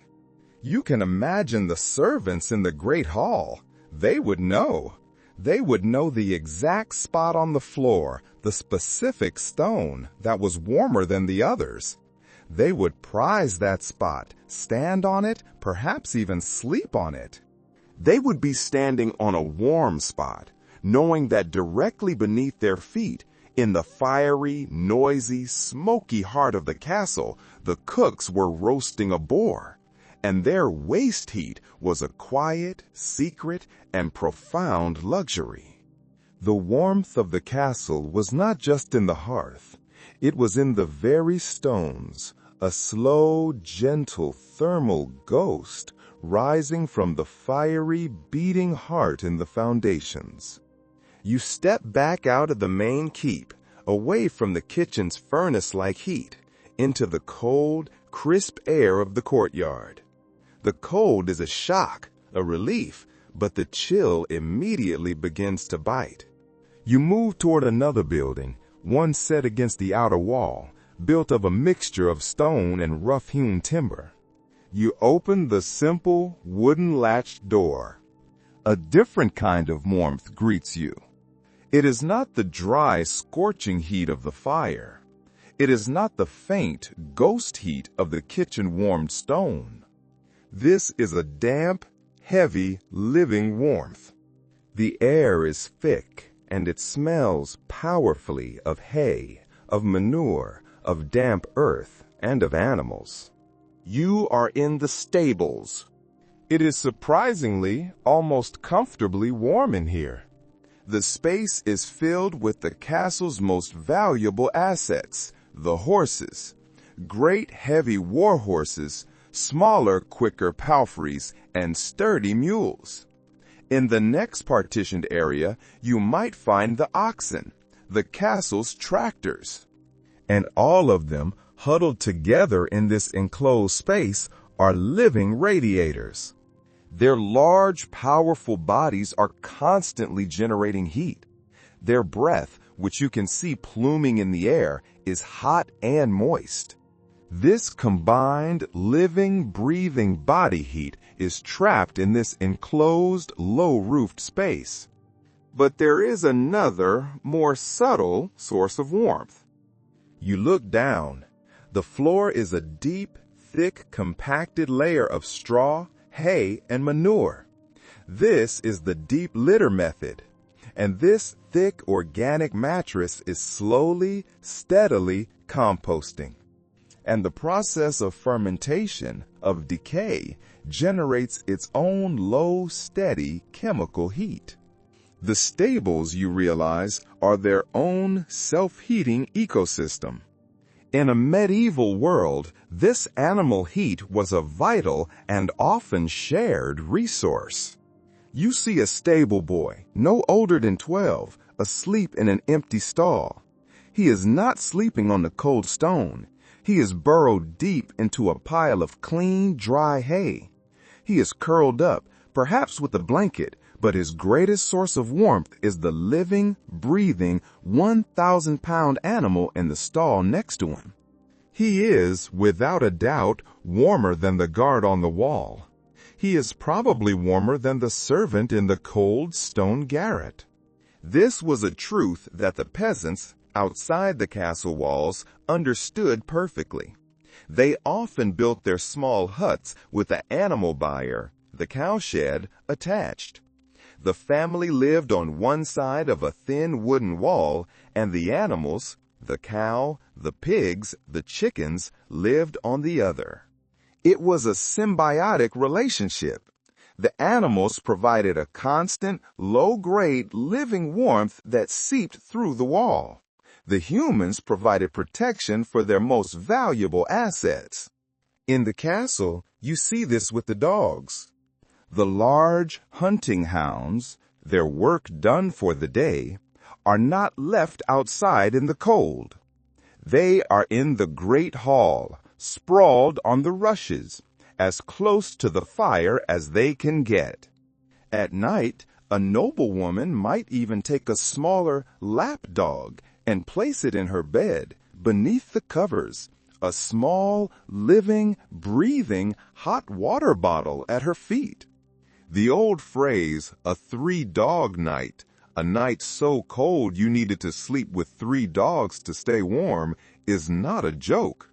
It is a literal description of this ancient, shared, and very real living warmth. You reach out your hand and place it on the flank of a large, placid horse. The warmth is astonishing. It is steady, powerful, and alive. You can feel the great, slow pulse of its life beneath your palm. In this world, you took warmth wherever you could find it. And here, in the breathing, quiet, fragrant dark of the stables, it was found in abundance. You are in a small, protected, stone-vaulted chamber deep within the castle. There is no wind here. The world outside has disappeared. This room is about to host one of the rarest, most laborious, and most luxurious rituals of medieval winter life: the bath. In the Middle Ages, bathing was not a simple daily affair. It was often viewed with suspicion as an act of vanity, or even, as some physicians warned, a danger. They believed that opening the pores with hot water would make the body vulnerable to the evil winds and the pestilence they carried. But bathing in the dead of winter? That was a different matter. That was not about hygiene. That was about pleasure. That was about medicine. That was a rebirth through warmth. A momentary, almost spiritual conquest of the cold. And it was an incredible amount of work. You watch the process unfold. This chamber is empty, save for a single object, a large wooden tub, almost a barrel, standing in the middle of the floor. The door opens, and a servant enters, and another, and another. They are carrying heavy oaken buckets, steam rising from them in thick white clouds. They have hauled this water from the well, heated it in massive soot-blackened cauldrons over the kitchen's raging furnace fire, and then carried it, bucket by bucket, up the winding stairs, through the cold corridors, to this room. This is a profound expenditure of energy, of fuel, and of human labor. You watch as they pour the steaming, almost boiling water into the tub. But they do not pour it into a bare wooden tub. That would be uncomfortable, the wood rough, with the risk of splinters. A fine linen sheet has been draped inside the tub, like a liner. The hot water is poured onto the cloth. This is the mark of true luxury. As the hot water fills the tub, the room begins to transform. The small, cold stone chamber fills with steam. It is a dense, warm, humid fog. The stone walls, cold just moments before, begin to sweat, the condensation running down them in thick, watery rivulets. The air becomes heavy, warm, and breathable. But they are not finished. Another servant arrives, carrying a bundle of dried herbs, rosemary and sage and lavender. He crushes them in his hands and throws them into the water. The steam is now not just steam. It is a perfume. The sharp, clean, medicinal scent of rosemary, the herbal tang of sage, the calming perfume of lavender. The scents are released by the heat, cutting through the smells of smoke and stone, and filling the small room with the aroma of a summer garden. The noble lady enters. She disrobes, her servants taking her heavy, fur-lined cloak. She steps into the tub and sinks into the water with a long, slow, audible sigh. For a few precious, fleeting moments, the cold is not just defeated, it is forgotten. It does not exist. This is a pocket of summer, a man-made paradise, created by immense labor, hidden deep behind the castle's fortress walls. It is a profound, sensory, almost decadent indulgence. The feeling of hot, fragrant water on skin that has been cold and damp and wrapped in wool for months. It must have felt like a miracle. The servants stand by, quietly, holding thick, warm linen towels, which they have heated by a nearby brazier. They stand ready to pour more hot water as the tub's warmth inevitably and all too quickly begins to fade. This, you realize, is the ultimate expression of warmth in the castle. Not just survival, not just necessity, but pure, fleeting, and unforgettable joy. There is another place, not far from the castle, where warmth was treated with a different kind of reverence, not as luxury like the bath, and not as a public stage like the Great Hall. Here, warmth was treated as a necessity for the preservation of civilization itself. Let us leave the castle for a moment and walk through the snow to a nearby monastery. You pass through the outer gate. The atmosphere is different. It is silent. The only sound is the crunch of your own boots and the distant, melodic sound of a bell. The monks who live here live a life of austerity, of discipline. Their vows forbid luxury. Their cells are small, cold, and bare. They wear simple, rough wool habits. They are, in many ways, colder than the nobles and the castle. But they have a secret. You are led into the scriptorium. This is the library, the writing room. This is one of the most important rooms in the entire monastery, for it is here that knowledge is preserved. It is here that monks sit day after day for hours in silence, copying the precious, irreplaceable, handwritten manuscripts. You enter the room. It is long and narrow, with large south-facing windows to catch the light. And it is warm. Not hot, not a furnace, but there is a gentle, steady, even warmth. You look around. You are confused. There is no great roaring hearth. There is no smoky, dangerous brazier. There are no torches. A fire would be a disaster, a catastrophe, a mortal sin in this room. A room filled with all the priceless, flammable parchment in the world. There is no visible source of heat. You look down. You place your hand on the stone floor. It is warm. A gentle, subtle, but undeniable warmth is radiating from the very stones beneath your feet.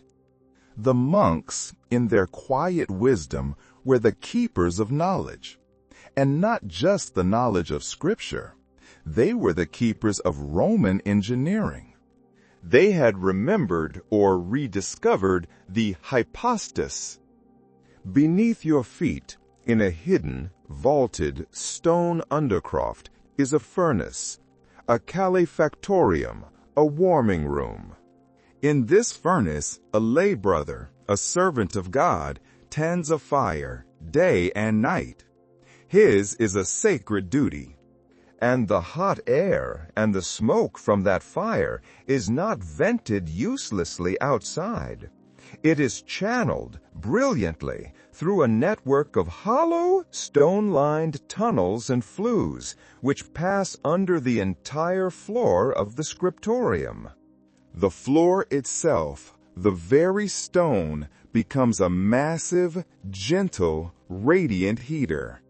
The hot air, its work done, then rises through hollow channels built into the walls and finally exits through a flue in the roof. This is central heating. It is an ancient, sophisticated, and brilliant solution. The monks can work. Their fingers are not stiff and blue. Their ink, which would freeze in a normal unheated room, remains liquid. The precious parchment, the vellum, which would grow stiff, brittle, and crack in the cold, remains supple and flexible. This is a quiet, contemplative, and sacred warmth. It is the warmth of the mind.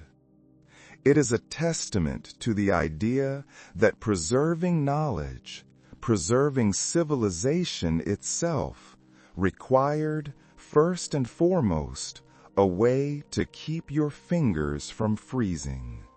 You return to the castle courtyard. The day is fading, and the cold is deepening. You have felt the communal warmth of the hall, the private warmth of the bed, the secret warmth of the monastery. But now you are drawn to one last fire. This one is different. It is not the comforting glow of the hearth. It is not the hidden, gentle warmth of the hypocaust. This fire is violent. You hear it before you see it. A deep, rhythmic, roaring whoosh. And then a sharp, piercing, metallic clang, clang, clang. You are at the smithy, the blacksmith's forge. You stand in the wide open doorway of the stone and timber shed. The heat does not greet you. It hits you. It is a wave of dry, scorching, intense heat that stops you where you stand. It makes your face sting, your eyes water. The air inside shimmers. And in the center of that shimmering air, you see the blacksmith. He is a man of immense strength, bare-armed, even in the dead of winter. His face is black with soot, his body slick with sweat. He is a different kind of human, a man who lives in a different climate from everyone else. And he is the master of a different kind of fire. The forge is a deep, brick-lined pit of fire. It is not fed by wood, which burns too quickly and too cool. It is fed by charcoal, which burns with a fierce, white-hot, intense, and steady heat. And this fire is alive because it is breathing. The blacksmith's apprentice, a young boy, is pumping the bellows, a large leather and wood accordion-like machine. With every pump, the whoosh sound you heard, it injects a stream of oxygen into the heart of the coals. The fire explodes from red to orange to a blinding, star-bright yellow-white. This fire is not for comfort. It is for work. It is hot enough to soften iron. It is a fire of creation. The blacksmith pulls a bar of iron from that white-hot heart, and it glows like a piece of the sun. He places it on the anvil, and the hammer falls. Clang! Sparks fly, a constellation of tiny dying suns vanishing in the dark. This man is not just a craftsman. In this world, he is a kind of magician. He understands fire in a way no one else does. He does not just tend it, he commands it.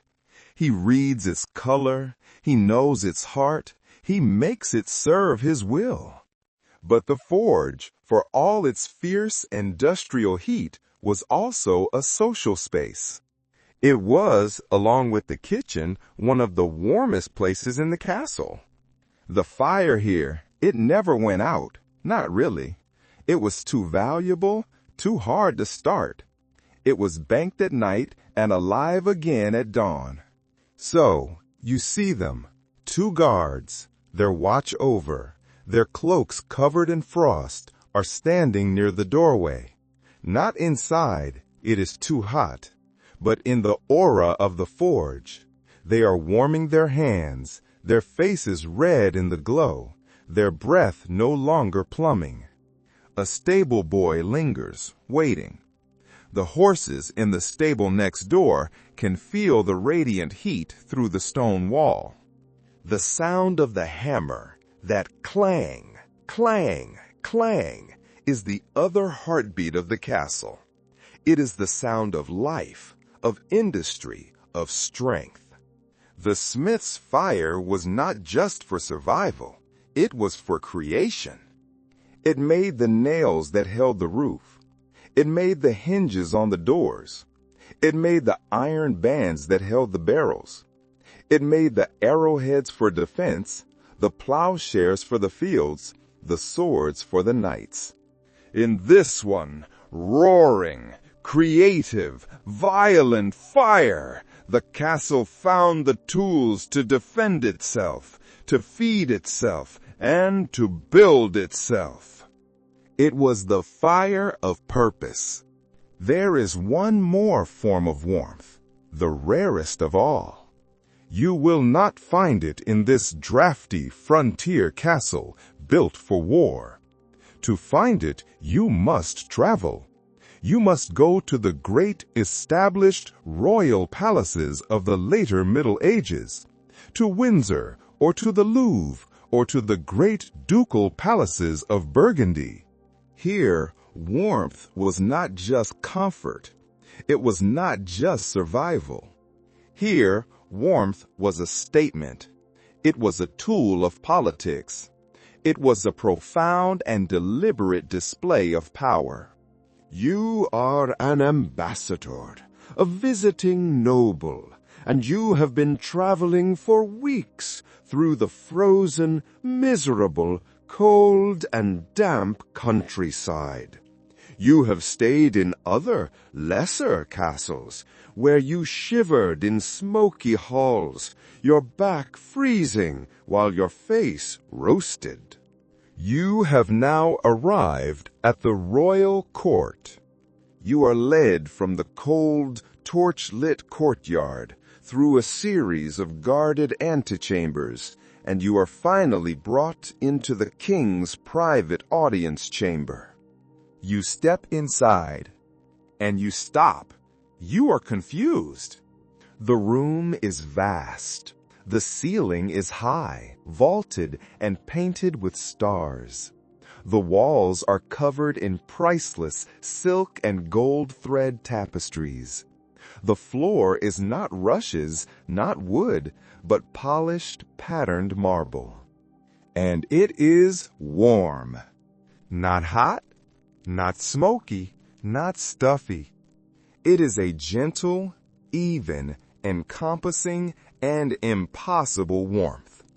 It is the warmth of a perfect spring afternoon. You look around for the source. You look for the great roaring hearth. There is none. You look for the smoking, dangerous braziers. There are none. The air is perfectly clear, sweet-smelling, perhaps with incense. There is no visible source of fire. And yet, the chill is gone. This, to a medieval mind, is not just comfort. This is magic. This is divine power. You place your hand discreetly on the stone wall behind the tapestry. It is warm. You look down at the marble floor. You can feel the gentle heat radiating up through the soles of your boots. This is heat without fire. It is the ultimate luxury. This is the perfection of the monastic hypocaust taken to a royal, secular, and theatrical extreme. You do not see it, but you know that deep in the foundations of this palace, in a vast hidden undercroft, there is an army of servants, an army you will never see. And they are feeding massive, roaring furnaces day and night. The hot air is not just heating the floor. It is being channeled through a complex, brilliant, and hidden network of hollow terracotta pipes and flues inside the very walls. The entire room, the floor, the walls, is a single, massive, gentle, radiant heater. Imagine the psychological effect. The king sits on his throne at the far end of this chamber. He is not huddled in fur. He is wearing light, elegant silks. He is perfectly comfortable. He is not just a man. He is a man who commands the seasons. He is a man who has banished winter. You, the visiting noble, stand before him. You are sweating in your heavy, fur-lined, travel-stained cloak. You feel crude, animalistic, and deeply, profoundly impressed. Stone-breathing warmth, this invisible, silent, smoke-free, royal heat was the ultimate display of wealth, of intelligence, and of power. It was a quiet, invisible, and deeply intimidating message. If a king can control the cold itself, imagine what he can do to his enemies. But for all this talk of castles, of kings, of royal warmth and hidden furnaces, we must make one last, crucial journey. We must leave the power and the stone behind. We must step outside the castle walls, past the guards, past the frozen moat, and down the hill. We walk through the snow to the small, humble village that huddles in the castle's shadow. Here the peasants live, the vast, unseen majority. You approach a small, low, almost formless building. It does not look like a house. It looks like a mound, a part of the earth. The walls are not stone. They are wattle and daub, a simple woven fence of sticks plastered with a mixture of mud, straw, and animal dung. The roof is not slate or tile. It is thatch, a thick, heavy, insulating blanket of dried straw, 2 or 3 feet thick. Windows are not glass. They are not even parchment. They are small, unglazed holes stuffed with rags or straw to block the wind. You pull aside the simple woolen blanket that serves as a door. You duck your head and you step inside. The world changes. First, it is dark, almost pitch black. The only light is from the fire. Second, it is smoky, smokier than the Great Hall, smokier than you thought possible. There is no chimney. There is not even a smoke hole. The smoke simply rises from the fire, hits the low thatched roof, and filters through, blackening the straw, finding its own way out. Your eyes water instantly, painfully. Third, it is crowded. The house is a single, small, circular, or rectangular room. The floor is packed, damp earth. In one corner, the family huddles, mother, father, 3 small children, all on a single straw-filled mattress. In the other corner, separated by a low wicker partition, are the animals, the family's most precious possessions, the cow, the pig, a few chickens. It is a smoky, smelly, dark, and crowded space. And it is warm. It is, without a doubt, the warmest place you have been. You are stunned. How can this be? This primitive hut, this symbol of poverty, is more comfortable than the Lord's great hall? Yes, because it is a far more efficient machine for warmth. The room is tiny, The volume of air is small. The ceiling is low. The thatched roof, 3 feet thick, is a magnificent, perfect insulator, trapping the heat inside. The wattle and daub walls, plastered with mud, are far less cold, far less hungry than the castle's massive stone. And the heat sources, they are multiple. There is the fire, the small central hearth burning on the earth floor. There is the body heat of the 5 humans huddled together. And there is the living, breathing, radiating heat of the animals. The cow is a 1,000-pound living radiator. You stand in this small, smoky, crowded, and animal-filled room, and you realize a profound and profoundly unsettling irony. The Lord in his great stone castle, for all his power, for all his tapestries and his solar, is often colder than the peasant in his humble 1-room and warm hut. The peasant has solved the problem of warmth, not with technology or wealth, but with simplicity. With a small space, with good insulation, and with a life shared in breath and in body with his family and his animals. You return to the castle. The wind is howling, a high-pitched mourning sound. The snow is falling, thick and fast, a swirling white chaos that erases the world. It is the heart of winter, the solstice. The nights are at their longest and darkest. The cold is at its deepest, its most cruel. Nature, it seems, has won. The world is dead. And in the face of this, the castle is not cowering. It is not quiet. It is celebrating. Tonight, in the great hall, the atmosphere is electric. The room is packed. The tapestries are bright in the light of 100 extra torches. The air is thick with the smell of pine, of roasting meat, and of spice. And the fire? Tonight, the fire is not just a fire. It is a symbol. It is a weapon. It is an act of defiance. Earlier in the day, a team of the strongest men in the household went into the deep, snow-filled forest. They did not look for a simple log. They looked for an oak, the largest, oldest, most seasoned, and most powerful tree they could find. They felled it, and with ceremony, with song, with laughter, they dragged the massive main trunk of this tree, a log so large it could barely fit through the doors, back to the castle. And now it is here. It has been placed upon the massive central hearth.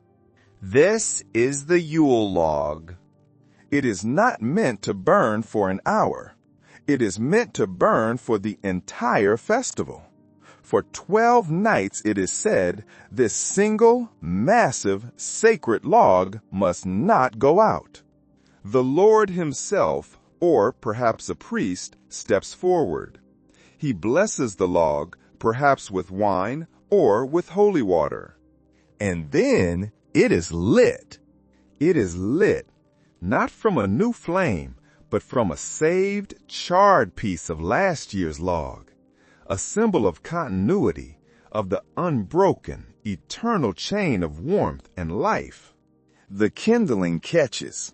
The flames lick at the massive, dry, seasoned oak, and the log catches fire. It does not just burn, it roars. A great, joyous, almost wasteful burst of heat and light fills the hall. The flames leap up, illuminating the high, smoky rafters that have not seen light in months. The heat is so intense it pushes everyone back, just for a moment. The hall is packed. Tables are groaning with food. The spiced wine flows freely. Musicians on a high gallery are not playing soft, melancholic tunes. They are playing bright, loud, rhythmic music. This is the other kind of warmth, the most powerful kind. Communal warmth.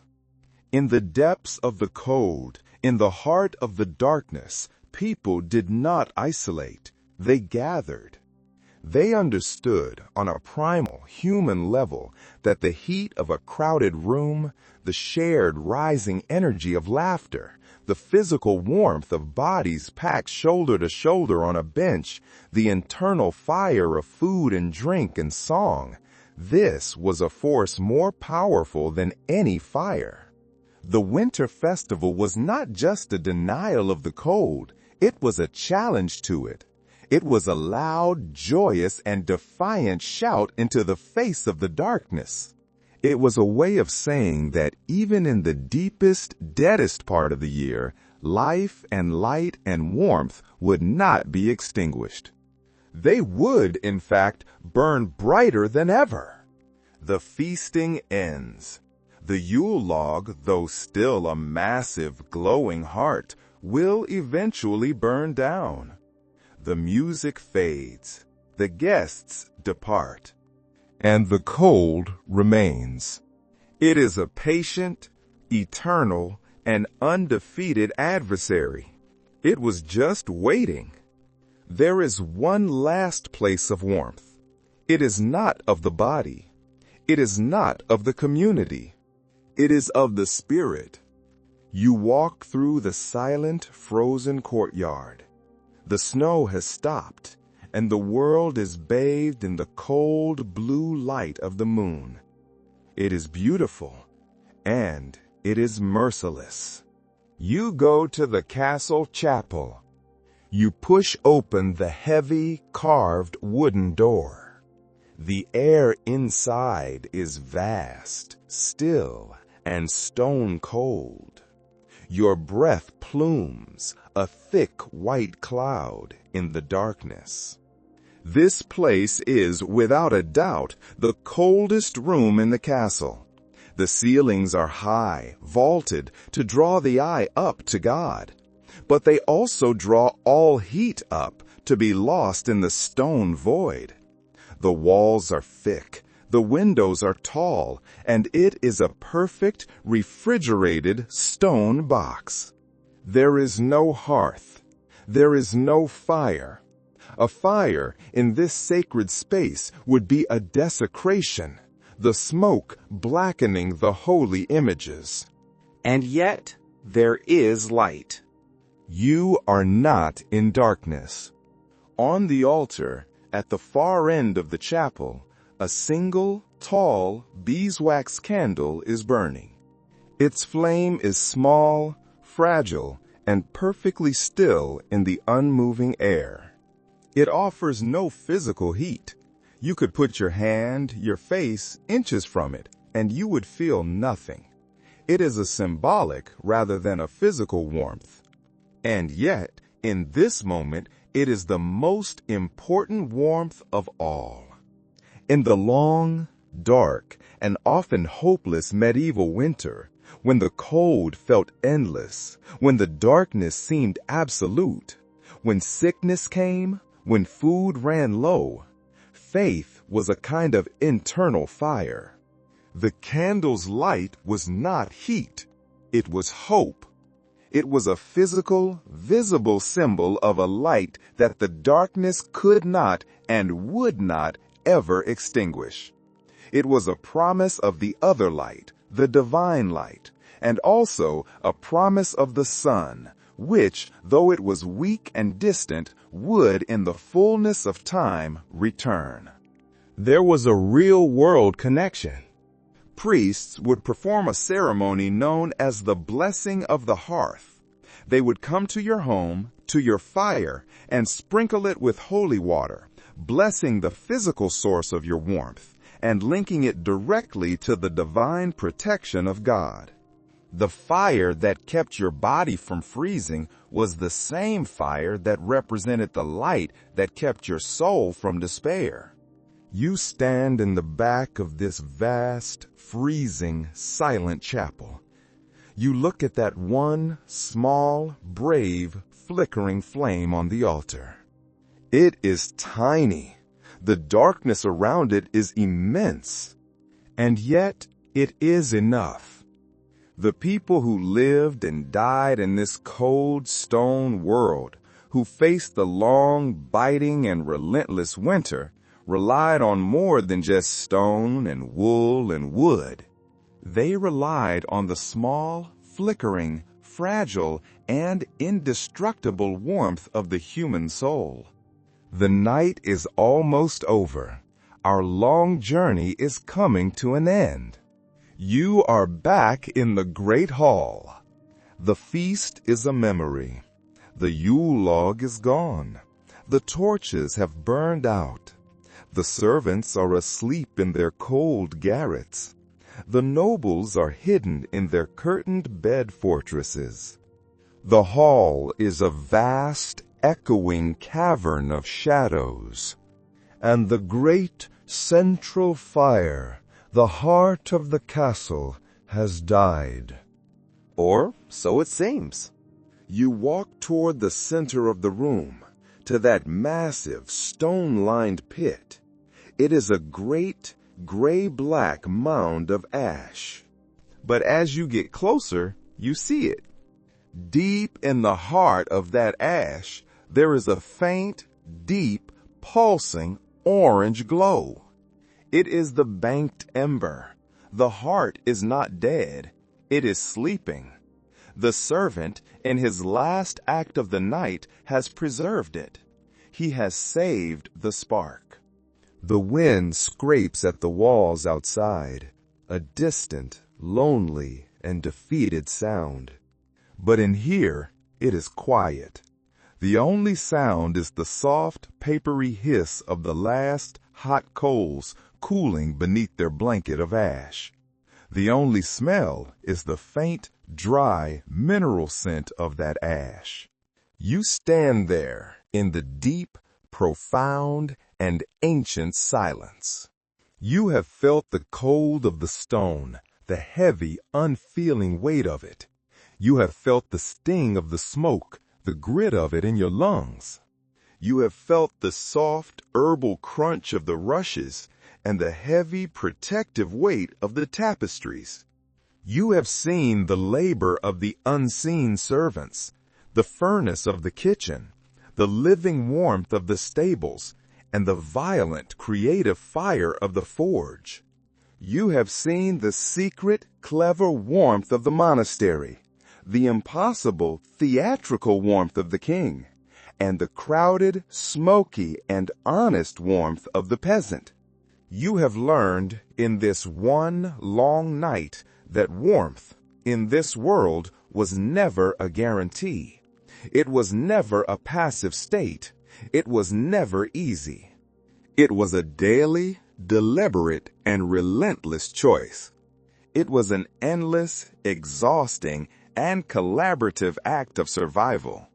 It was the banked ember, the layered cloak, the huddled body, the shared story, and the whispered prayer. It was a single fragile candle burning in a vast, cold, dark chapel. You stand there, in the fading warmth of a world long gone, in the presence of that one, sleeping, living coal. And now, I want you to feel the comfort of your own bed. Feel the soft, effortless, all-encompassing warmth that surrounds you. The warmth from a radiator, from a furnace, from a hidden electric wire. A warmth that requires no effort, no smoke, no servants, no huddling. A warmth so total, so absolute, and so effortless that we have forgotten it is there. The people of the castle, the people of the hut, they would not understand it. They would think it was a kind of magic, a divine miracle. So let your mind leave that cold, dark stone hall. Let the figures in the firelight fade. Let the smell of the smoke and the damp stone dissolve. The fire is banked. The story is over. The night is done. There is nothing left required of you. There is no cold you must fight. There is no fire you must tend. You are warm. You are safe. You can let go. You can allow the darkness to be a comfort. You can allow your own warmth to be a blanket. And you can drift off to sleep. Good night.